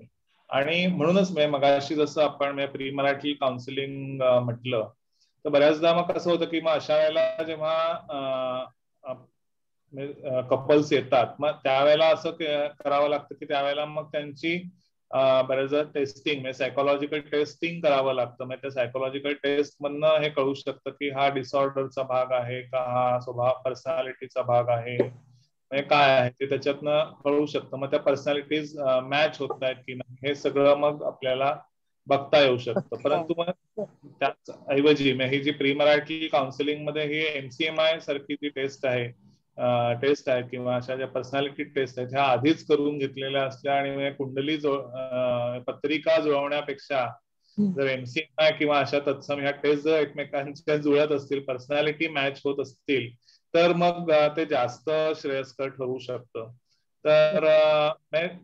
पण अशा केसेसमध्ये आता तू म्हणालीस त्या केसेसमध्ये मग अशा टेस्टिंगचा फायदा ह्या अशा वेळेला होऊ शकतो की त्याच्यातनं निदान आपल्याला करता येऊ शकतं. बरोबर. आदिती तुझं काही याच्याबद्दल तुला म्हणजे मला असं एक ह्याच्यामध्ये जसं सर म्हणतात तसं की काही डिसऑर्डर्स किंवा काही पर्सनॅलिटीचा भागही असू शकतो. शिवाय दुसरं म्हणजे ना स्पेशली जेव्हा लग्नाच्या बाबतीत ही गोष्ट येते तेव्हा सर्वसाधारणपणे असा एक ट्रेंड दिसून येतो की लग्न म्हणजे ना की सबमिशन किंवा डॉमिनन्स की एखादी व्यक्ती स्वतःला म्हणजे असं एक विलीन केल्यासारखं एक आहे किंवा टोटली शरण गेल्यासारखं अशा टाईपचं एखादा ट्रेंड दिसून की समोरची व्यक्ती म्हणते ते तसं करत जायचं किंवा पूर्णपणे त्याच्यात सामावून जाण्याचा प्रयत्न करणं वगैरे अशा प्रकारे एक म्हटलं जातं. आणि दुसरी गोष्ट म्हणजे डॉमिनन्स, जसं तू म्हणालीस की थोडंसं वर्चस्व गाजवण्याचा प्रयत्न करणं दुसऱ्यावरती. तर ह्या दोन्ही प्रकारामध्ये मला वाटतं एक कॉमन गोष्ट अशी दिसून येते ना की ती म्हणजे एकमेकांवरचा डिपेंडन्स. की डॉमिनन्स जेव्हा होतो आहे तेव्हा हेही कुठेतरी एक कारण आहे का बघणं गरजेचं आहे की डॉमिनेट एवढं का करावं असं वाटतं आहे त्या व्यक्तीला, की कुठेतरी त्याचा म्हणजे नवऱ्याचा बायकोवर किंवा बायकोचा त्या नवऱ्यावर तेवढा डिपेंडन्स आहे का की नाही ह्या व्यक्तीशिवाय ह्या गोष्टी कोणी नाही हे करायच्या नाही किंवा ही व्यक्ती सतत अशा प्रकारे माझ्याबरोबर असणं गरजेचं असतं आणि म्हणून मी त्या व्यक्तीला डॉमिनेट करते किंवा करतो आहे, असा कुठे ट्रेंड आहे का. आणि हेही मला वाटतं बरेचदा ना आपण जे डिव्होर्स विषयी वगैरे बोलतो आहे किंवा विवाहाच्या वैवाहिक जीवनाच्या अपयशाबद्दल म्हणा किंवा येणाऱ्या प्रॉब्लेम्स विषयी आपण जेव्हा म्हणतोय त्याच्यात हाही एक मुद्दा बऱ्याच प्रमाणात महत्वाचा येतो की किती प्रमाणात तुमचं सहजीवन असणं गरजेचं आहे आणि किती प्रमाणात तुमची स्पेस वेगळी असणं, मी टाइम ज्याला आपण म्हणतो की हे वेगळं असणं हे किती गरजेचं आहे हे आपल्याला कुठेतरी स्पष्ट करणं हे गरजेचं ठरतं. बरोबर. ओके, आता माझा पुढचा प्रश्न असा आहे की आपण बोलतोय की इश्यूज असतात किंवा मॅरिटल काउन्सिलिंगसाठी आपल्याकडे येतात, कपल्स येतात किंवा प्री मॅरिटल काउन्सिलिंग करतो. पण बऱ्याचदा ना मी सुद्धा केसेसमध्ये बघितले की रिलेशनशिप तर एस्टॅब्लिशच झालेली नसते, की आपण एकमेकांबद्दल आपल्याला काय वाटतं किंवा आपल्याला आपलं मॅरिटल रिलेशनशिप कसं पुढे नेते हीच मुळात क्लॅरिटी कमी असते. तर मग हेल्दी रिलेशनशिपचे कॅरेक्टरिस्टिक्स काय असतात असं तुम्हाला वाटतं? म्हणजे कशा पद्धतीच्या रिलेशनशिप्सना आपण, कारण आपण असं टाळतो म्हणणं परफेक्ट रिलेशनशिप किंवा सगळं परफेक्ट असं असूच नाही आणि असायलाच नाही पाहिजे, पण मग त्याच्यात हेल्दी काय आपण म्हणू शकतो, काय गोष्टींना आपण म्हणजे काय फॅक्टर्सनी आपण असं म्हणू की रिलेशनशिप हेल्दी आहे मॅरिटल रिलेशनशिप? तर तुमचं काय? दोघांनाही माझा प्रश्न आहे, सर आणि मग आदिती. ओके. आता जे लग्नामध्ये किंवा कुठच्याही वैवाहिक जीवनामध्ये ते हेल्दी रिलेशन आहे हे मला वाटतं त्यांच्यामध्ये सहजीवन किती आहे, म्हणजे जसं आता आदिती म्हणाली की ते सहजीवन किती त्यांचं हे आहे चांगलं आहे याच्यावरनं दिसतं, किंवा जसं ते एकमेकांना म्हणजे एकमेकांची स्पेस सांभाळत एकमेकांची जी कॉमन स्पेस आहे तीही त्यांची डेव्हलप झालेली जेव्हा असते की एक सामायिक वर्तुळ, म्हणजे एकमेकांची वर्तुळ सांभाळता सांभाळता दोघांचं एक असं सामायिक वर्तुळ असं जर झालेलं असेल तर ते वैवाहिक जीवन समृद्ध असं आपण म्हणता येईल, की एकमेकांना स्पेसही दिली जाते, एकमेकांना हे दिलं जातं, त्यांच्या सगळ्या बुद्धी किंवा सगळ्या गोष्टीचा एक त्यांना स्वतःची स्पेस मिळते. पण त्याचबरोबर त्या दोघांचं एक वेगळं स्वतःचं असं एक जग पण आहे असं जेव्हा आपल्याला तेव्हा दिसतं ना, तेव्हा ते सहजीवन हे समृद्ध सहजीवन आहे असं म्हणता येईल. म्हणजे आता लग्नामध्ये कसं असतं की शेअरिंग सगळे त्याच्यामध्ये अपेक्षित असतात, म्हणजे ते इंटेलेक्च्युअल शेअरिंग असतं, इमोशनल शेअरिंग असतं, सेक्शुअल शेअरिंग असतं आणि तुमचं प्रॅक्टिकल म्हणजे किंवा जे व्यावहारिक पातळीवरचं शेअरिंग असतं. ह्या सगळ्यामध्ये जेंडर रोल्स, जे संसार करतानाचे जे काही जेंडर रोल्स म्हणतात ते ह्या सगळ्याबाबत त्या दोघांचं शेअरिंग किती चांगल्या लेव्हलवरचं आहे, म्हणजे ते कसे चांगले करू शकतात आपल्या, म्हणजे त्याबाबतची त्यांची एकमेकांचं म्हणजे ऍडजस्टमेंट किंवा एकमेकांना स्वीकारणं हे त्यांचं किती छान डेव्हलप झालेलं आहे. म्हणजे आता समजा मला ज्या गोष्टीची आवड आहे त्या गोष्टीची आवड माझ्या पत्नीला नाही आहे, परंतु तरी सुद्धा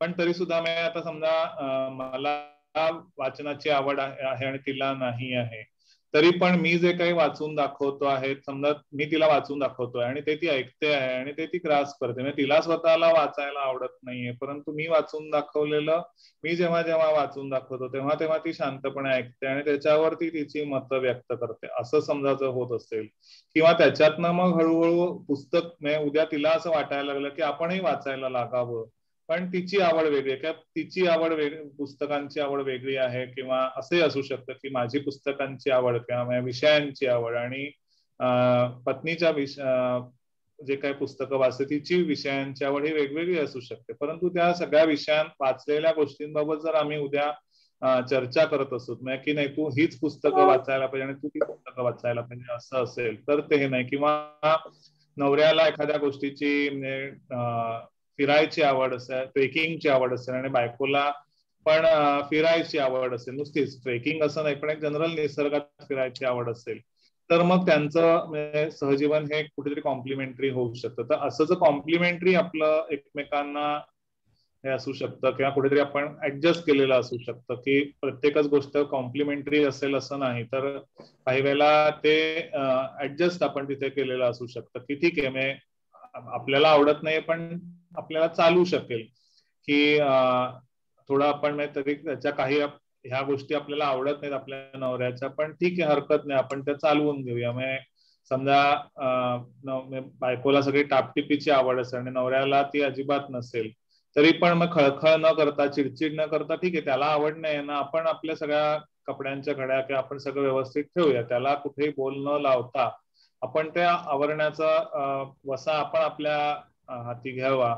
पण मग नंतर असं होऊ शकतं काही वेळेला की मग कुठेतरी नवऱ्याला पण काय म्हणतो आपण की ढवळ्या शेजारी बांधला पवळ्या, वाण नाही पण गुण लागला, तर तसं काही वेळेला तो गुण म्हणजे प्रत्येकाला लागेलच असं नाही, परंतु काही वेळेला तो गुण लागतो सुद्धा. मग काही वेळेला ती सवय त्या जोडीदाराला पण ती लागू शकते किंवा थोडंफार त्याचाही सहभाग व्हायला होऊ शकतो की अरे तीच सगळं करते आहे किंवा तीच सतत सगळं करते, नाही आपण तिला मदत म्हणून हे करावं, काहीतरी आपण आपलं हे करावं, अशा दृष्टीने मग ते होऊ शकतं. पण हे त्या दोघांवरही अर्थात अवलंबून आहे, प्रत्येकाच्या स्वभावावर अवलंबून आहे, प्रत्येकाच्या अप्रोचवर अवलंबून आहे. परंतु हे अंडरस्टँडिंग करून जर हे सगळ्या लेव्हलवरचं हे शेअरिंग होत असेल किंवा म्हटलं जसं की एकमेकांची आवड जोपासून एकमेकांची स्पेस सांभाळून आपण काही गोष्टी दोघं एकमेकांबरोबर अगदी छानपणे एन्जॉय करतायत असं जर दिसत असेल तर मग ते सहजीवन समृद्ध आहे असं म्हणायला हरकत नाही. अदिती, तुला काही ऍड करायचं असेल तर? म्हणजे एक जसं आता सरांनी काही मुद्दे तर सांगितलेच, त्याचबरोबर मी म्हणेन की अजून काही महत्वाचे मुद्दे म्हणजे एकमेकांविषयीचा असलेला एक म्युच्युअल जो आदर आहे तो रिलेशनशिप मध्ये असणं. दुसरी गोष्ट म्हणजे कॉम्प्रोमाइज तर सरांनी सांगितलंच. फायटिंग असू शकतात, मतभेद असू शकतात, फक्त ते हेल्दी फायटिंग असणं की कुठेतरी तुम्ही एकमेकांच्या पर्सनॅलिटीलाच बोल लावताय काहीतरी, असं न होता की केवळ आपण जसं म्हणतो की पर्सन व्हर्सेस बिहेवियर, की व्यक्ती की तिचं वागणं, वर्तणूक, त्यावेळेसची वर्तणूक, ह्या विषयावरची होणारी चर्चा किंवा एकमेकांविषयीचा असलेला विश्वास, एकमेकांमधलं कम्युनिकेशन, ह्या गोष्टी महत्वाच्या आहेत. आणि त्याचबरोबर मला असं वाटतं की मॅरेज किंवा हेल्दी मॅरेज हे एक मला वाटतं असं ना की एकमेकांकडून असलेलं ते एक लर्निंग आहे. आपण कायमच आयुष्यभर दोघंही आपण एकमेकांकडून ना काहीतरी शिकत असतो, की प्रत्येकाची पर्सनॅलिटी एक म्हटलं आपण की अशी आहे की गॅप्स या प्रत्येकाच्याच पर्सनॅलिटीमध्ये आहेत. तुम्ही जर का असेच येऊन डायरेक्ट फिरलात तर दोघांच्याही मधल्या ज्या गॅप्स आहेत किंवा ज्या ह्या जागा आहेत रिकाम्या त्या भरल्या नाही जाणार आहेत. तर दोघांनाही थोडंसं वळून जेव्हा तुम्ही असे व्हाल तेव्हा कुठेतरी तुमची एक कम्प्लीट पर्सनॅलिटी व्हायला थोडीशी मदत होऊ शकते, किंवा प्रत्येकाचाच आपला प्रवास जो असतो तो हे पूर्णत्वाकडे जाणारा असतो. तर मला वाटतं की जोडीदाराच्या बरोबरीने आपण हा प्रवास जास्त सुकर करू शकतो. तसंच दुसरी महत्वाची गोष्ट म्हणजे की थोडंसं आपण आता लहान मुलांच्या बाबतीत थोडंसं बोलत होतो की कसा परिणाम होत असतो घरातल्या वातावरणाचा आणि कशा प्रकारे त्याचा पुढे जाऊन वैवाहिक जीवनावर पण परिणाम होत असतो.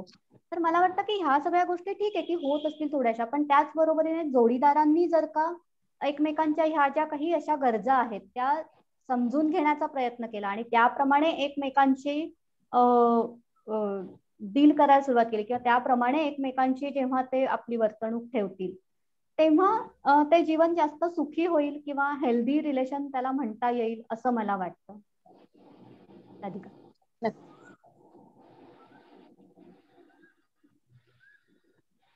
नक्कीच. मला असं वाटतं की ह्याच्यापेक्षा चांगला शेवट मॅरिटल रिलेशन्स आणि मॅरिटल इश्यूज वरती होणं शक्य नाही. पुन्हा आपण सोशल इश्यूज कडे एक दोन प्रश्न जे आहेत ते याच्याकडे आपण येऊया की बऱ्याचदा असं होतं म्हणजे मॅरिटल रिलेशनशिप किंवा इश्यूज मध्ये सुद्धा कुठली तरी एक व्यक्ती किंवा दोन पार्टनर्स पैकी एक जर स्थूल असेल किंवा जर ह्या पद्धत म्हणजे हेल्थ रिलेटेड काही एवढी कॉन्शियस नसेल तर हाही एक आपण बऱ्याचदा बघतो की हा एक वादाचा मुद्दा असतो. तर बॉडी शेमिंग आणि त्याचे परिणाम ह्याबद्दल तुमचं काय मत आहे सर, आणि आपल्याकडे येणाऱ्या केसेसच्या माध्यमातून किंवा तुमच्या एक्सपिरियन्स मधनं तुम्हाला काय आढळून आलं?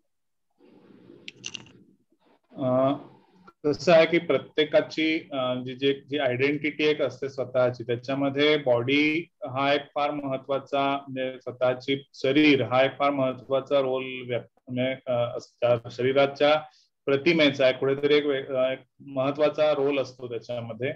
आणि प्रत्येकाच्या मनात ती प्रतिमा ही एक वेगळी हे असते आणि ती प्रतिमा अभंग राहणं किंवा ती प्रतिमा तशीच अभंग राहणं चांगली राहणं हे त्या व्यक्तीच्या मानसिक आरोग्याच्या दृष्टीने खूप चांगलं असतं. आणि मग जेव्हा कुठच्याही पद्धतीने म्हणजे रंग रूप म्हणा किंवा या सगळ्या ह्याच्यावरून जर कोणी जर त्या दृष्टीने बॉडी शेमिंग करत असेल किंवा नावं ठेवत असेल तर त्याचा परिणाम हा नक्कीच त्या व्यक्तीच्या मानसिक आरोग्यावर होणार. म्हणजे त्या व्यक्तीच्या मनात त्याच्यातनं वैफल्य नैराश्य हे होऊ शकतं आणि मग त्याच्यातून आता ते पुन्हा त्या व्यक्तीच्या स्वभावावर आहे की हे ती व्यक्ती कसं घेते आहे.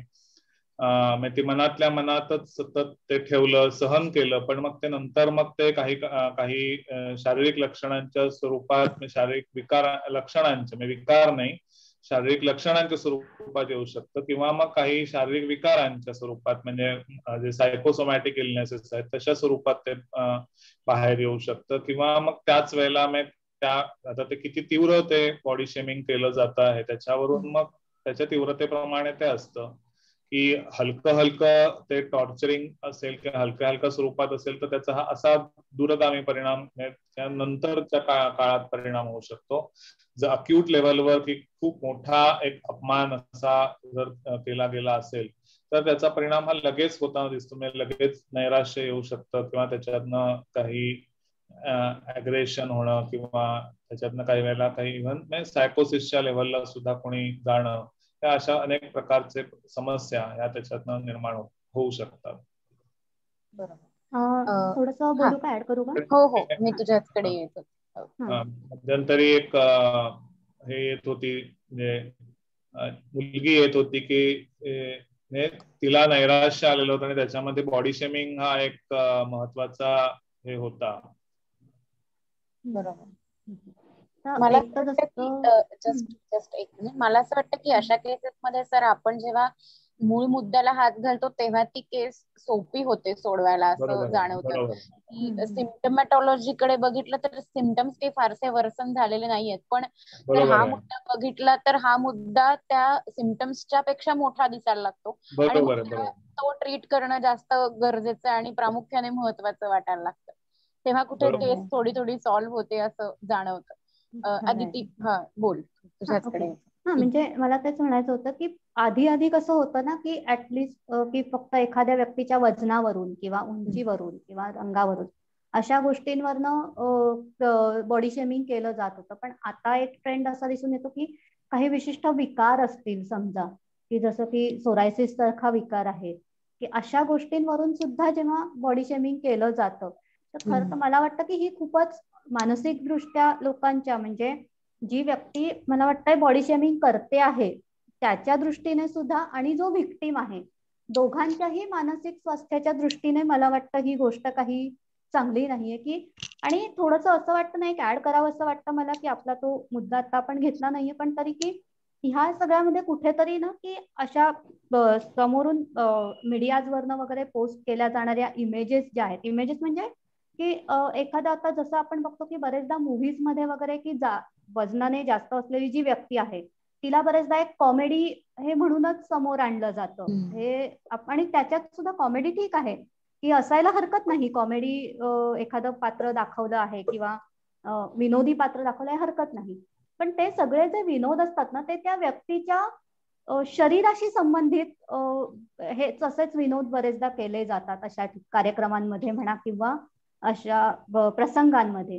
तसंच दुसरी गोष्ट म्हणजे अगदी आपण लहान मुलांपासूनचे जरी मूव्हीज वगैरे बघितले तर जे दुष्ट कॅरेक्टर आहे किंवा ते अगदी असं रूपाने अशा काळ्या टाईपचं किंवा अशा जाड वगैरे अशा टाईपचं दाखवलेलं आहे.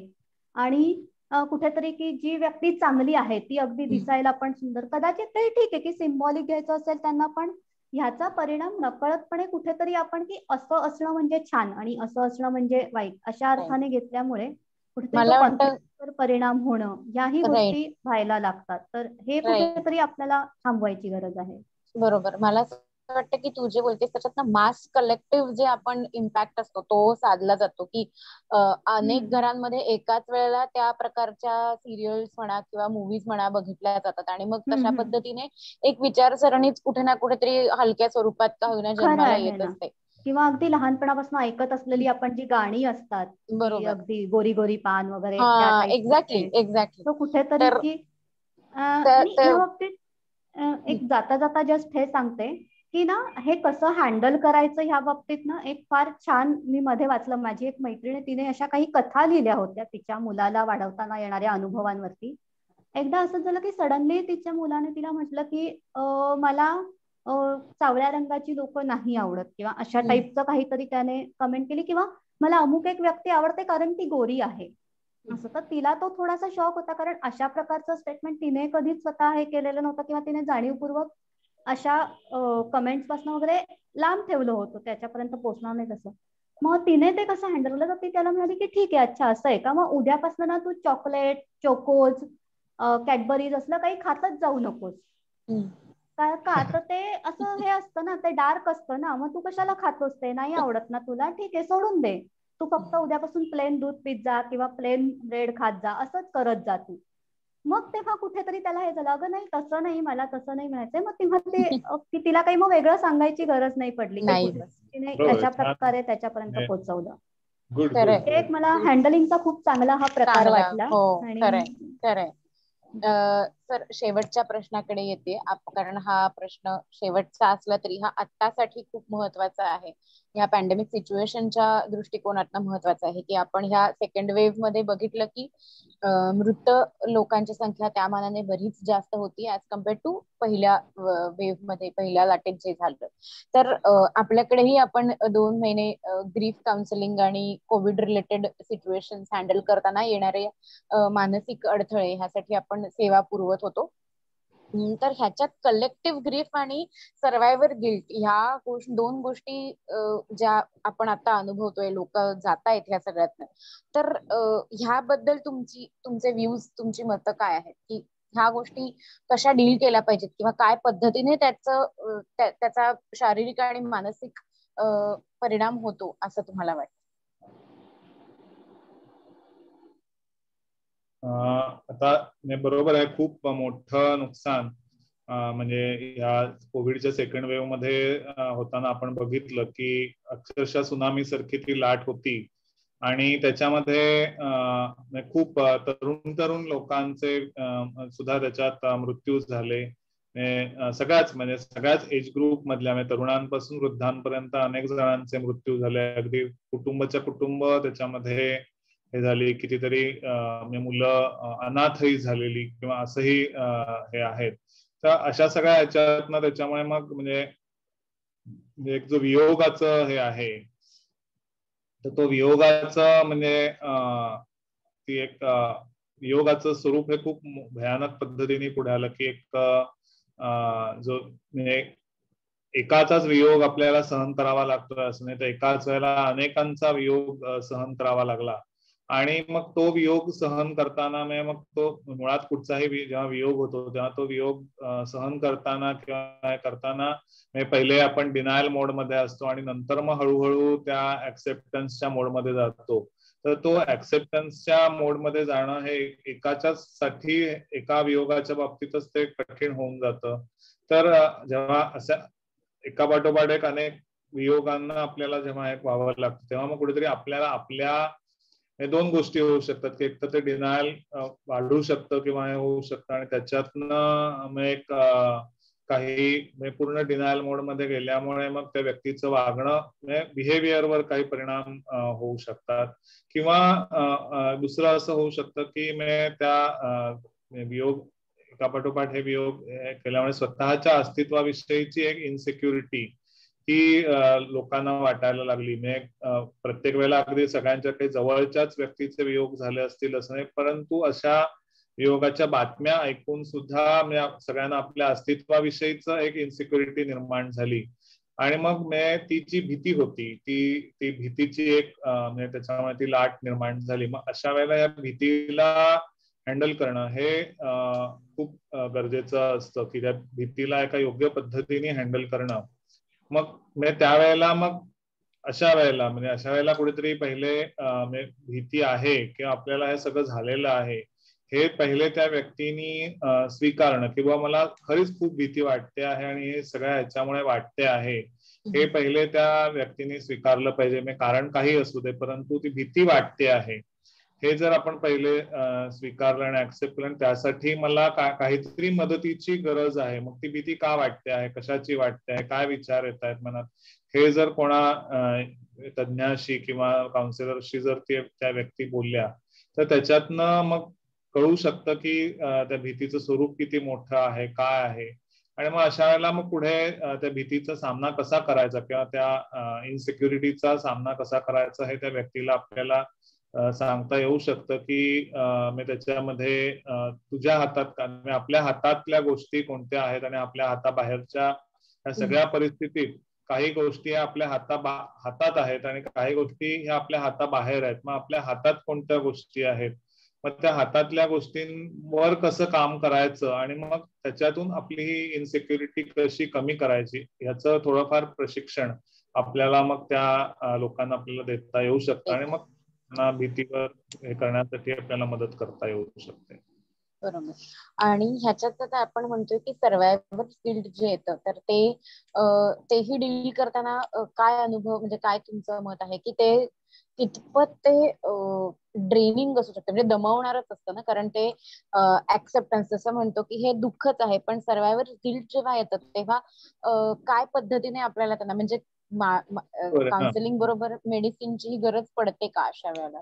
हो, मी आता बऱ्याचदा असं वाटतं की अरे मी माझ्या व्यक्तीला योग्य पद्धतीने ट्रीटमेंट दिली की नाही, मी याविषयीचं एक, आणि मीच कसं मागे राहिलो किंवा मीच का मागे राहिलो, मी का हे गेलो नाही, असं एक हे होऊ शकतं. किंवा मी बरोबर उपचार केले नाहीत, मी बरोबर योग्य ते उपचार देण्यात कमी पडलो, मी अशा पद्धतीने की मी नीट लक्ष दिलं नाही, ह्या सगळ्या गिल्ट मधनं मग ती व्यक्ती म्हणजे हे जर गिल्ट असेल त्याच्या जोडीला तर मग त्याच्यातनं ती व्यक्ती काही वेळेला नैराश्यामध्ये जाण्याची शक्यता असते आणि असं जर दिसत असेल तर मग त्याला व्यवस्थित उपचारांची गरज नक्कीच लागू शकते.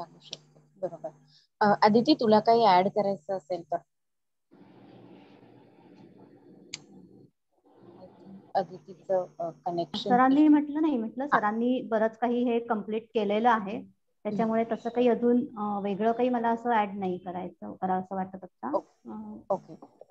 सगळ्या चर्चेबद्दल तुम्हाला काही तुमच्या प्रतिक्रिया सांगायच्या असतील तर, कारण आपण बऱ्यापैकी जे काही आपण आपल्या प्रेक्षकांना सांगू इच्छितो ते बऱ्यापैकी कव्हर केलंय, तरी सुद्धा तुम्हा दोघांनाही काही शेवट करताना काही तुमची प्रतिक्रिया द्यायची असेल तर नक्की.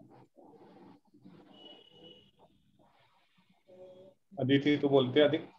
नाही, तुम्ही बोला सर, चालेल, नंतर बोलतो. आता आपण या संपूर्ण मी केवळ आजच म्हणणार नाही तर पूर्ण या आठवडाभर आपण वेगवेगळ्या विषयांवर चर्चा केल्या, म्हणजे मानसिक विकार आणि त्या मानसिक विकारांचे उपचार किंवा कारण किंवा त्याच्याविषयीचे गैरसमज, किंवा नंतर वेगवेगळ्या ज्या सगळ्या ट्रीटमेंट मोडॅलिटीज आहेत, म्हणजे विशेषतः मानसोपचाराच्या ज्या सगळ्या वेगवेगळ्या मोडॅलिटीज आहेत, मग ते विवेकनिष्ठ उपचार पद्धती असेल किंवा व्यवसाय उपचार म्हणजे ऑक्युपेशनल थेरपी, हिप्नोथेरपी किंवा आर्ट बेस्ड थेरपी किंवा रेमेडियल, ह्या सगळ्यांची एक माहिती आपण या सगळ्या काही देण्याचा सुद्धा प्रयत्न केला. मी त्याच्याविषयी चर्चा केली, त्याच्याविषयीचे जे काही गैरसमज आहेत किंवा काही लोकांना मी ऑक्युपेशनल थेरपी, फिजिओथेरपी याच्यामध्ये सुद्धा गल्लत होते, नक्की काय ते समजत नाही, तर अशा सगळ्या पद्धतीने मी ह्या थेरपीज काय असतात ह्या सगळ्या हे सांगण्याचा प्रयत्न केला. आणि आज गेले 2 दिवस आपण म्हणजे सुद्धा काल सायकोलॉजिकल टेस्टिंग किंवा इन जनरल जे काही कॉन्सेप्ट गैरसमज आहेत ते, किंवा आज वेगवेगळ्या ज्या मुलांच्या किंवा वैवाहिक समस्या किंवा सामाजिक इतर सामाजिक पण म्हणजे मनोसामाजिक समस्या असं आपल्याला म्हणूया, त्या सगळ्यांवर आपण जी चर्चा केली ती चर्चा म्हणजे तुम्हाला याच्यातनं काहीतरी देण्याचा, म्हणजे 20 वर्ष आज जेव्हा ही पूर्ण होत आहेत तेव्हा 20 वर्ष पूर्ण करताना एका बाजूने आपण ही जागृती, मनारोग्याविषयी जागृती करण्याचा सातत्याने प्रयत्न मानस आणि मनोदय ट्रस्टच्या माध्यमातून आपण केलेला आहे, तर तोच वारसा पुढे नेण्याचा हे जो कुठेतरी वारसा पुढे नेण्याचा हेतू या सगळ्या सप्ताह साजरा करण्यामागे होता. आणि तो नक्कीच यशस्वी झाला आहे किंवा झाला आहे असं मला वाटतं आहे की बऱ्याच विषयांवर किंवा बऱ्याच आपण साधक बाधक चर्चा या सगळ्या अंगाने केलेली आहे. आणि ती माहिती जी आवश्यक जी माहिती आहे, योग्य माहिती आहे, ती सगळी तुमच्यापर्यंत प्रेक्षकांपर्यंत नेण्याचा प्रयत्न केलेला आहे. अर्थातच प्रत्येक वेळेला वेळेच्या याच्यामुळे सगळ्याच अगदीच प्रत्येक गोष्टीबाबत चर्चा अगदीच शक्य असते असं नाही, परंतु तरी सुद्धा बऱ्याच अंशी बरेच विषय याच्यामध्ये कव्हर करण्याचा प्रयत्न केलेला आहे मी. त्यामुळे या सगळ्यासाठी मी मानसचा संचालक या नात्याने पण हे सगळे प्रश्न तयार करणारी आमची टीम वेगळी होती आणि त्याचबरोबर सगळ्यांनी वेळात वेळ काढून इथे म्हणजे आपले कोणी मुलाखत कर्त्याची भूमिका बजावली, कोणी मुलाखत देणाऱ्याची भूमिका बजावली. तर ह्या सगळ्या ह्याच्यातून आपण हा सगळा प्रोग्राम, हा सगळा सप्ताह साजरा केला. याचा एक मला खूप आनंद होतोय की एक समाधान मिळतंय की देण्याचा कुठेतरी समाजाचं देणं लागत असतो आपण, आणि ते देणं कुठेतरी देण्याचा याच्यातनं एक प्रयत्न केलेला आहे आणि तो बऱ्यापैकी यशस्वी झाला, याचं एक समाधान मला आज वाटतं. खरंच आहे सर की जसं सर आता म्हणाले की एक समाजाचं देणं लागतो, त्याचा एक त्या दृष्टीने एक हा प्रयत्न आहे. त्याचबरोबर मला वाटतं की ह्या गोष्टीचा आपण आत्ताचा हा जो सप्ताह पूर्ण चालवला, मला वाटतं हा आपल्या सगळ्यांसाठी सुद्धा एक खूप चांगला अनुभव होता, लोकांपर्यंत पोहोचण्याच्या दृष्टीने असेल, किंवा आपण सुद्धा जेव्हा ह्या गोष्टींमध्ये चर्चा केली होती, आपापसात आपण चर्चा करत होतो, किंवा हे सगळं जे उभं राहतानाच आपण जे जवळून बघितलं सगळ्या गोष्टी, त्याचाही खूप एक हाही एक अनुभव खूप चांगला होता मला वाटतं आपल्या दृष्टीने सुद्धा. त्याचबरोबर मला वाटतं की काही प्रमाणात का होईना पण हा एक जो अवेअरनेस आहे, जी जागृती आहे, ती एक थोडीफार तरी येण्याच्या दृष्टीने काही गोष्टी घडून आल्या, पॉझिटिव्ह गोष्टी घडून आल्या, तर नक्कीच मला वाटतं आपल्या याचं चीज कार्यक्रमाचं पूर्ण झालं असं म्हणता येईल. आणि ते मला वाटतं तो झालेलाच आहे. आपण खूप चांगल्या दृष्टीने आपलेही प्रयत्न आहेत, समोर आपण पोहोचलो आहोत जास्तीत जास्त प्रमाणात. हे एक आपण म्हणत होतो मगाशी चर्चा केली त्याप्रमाणे की डिजिटल माध्यमाचं हे वरदान ह्या दृष्टीने आपल्याला म्हणता येईल की आज आपण जास्तीत जास्त प्रमाणात लोकांपर्यंत पोहोचलो आहोत. खरंच ह्याही गोष्टीचा एक खूप चांगला आनंद मला होतो आहे. नक्कीच. आणि या सगळ्यासाठी मानस मनोदयच्या या सगळ्या पूर्ण टीमचा आणि त्याचबरोबर या सगळ्यात मदत केली त्या अभिषेक पाटील आणि त्याच्या कंपनीचा विशेष आभार मानायचे आहेत. आणि ते आभारी आहे की आम्ही त्यांच्या ऋणात राहू इच्छितो, असे मी नमूद करतो. सर, तर आजचं आपलं सत्र इथेच संपवतोय आपण, असं मी घोषित करते. पुन्हा एकदा मानसला 20 वर्ष पूर्ण झाल्यानिमित्त सगळ्यांकडनं, आमच्या पूर्ण टीमकडनं अभिनंदन. धन्यवाद. थँक्यू.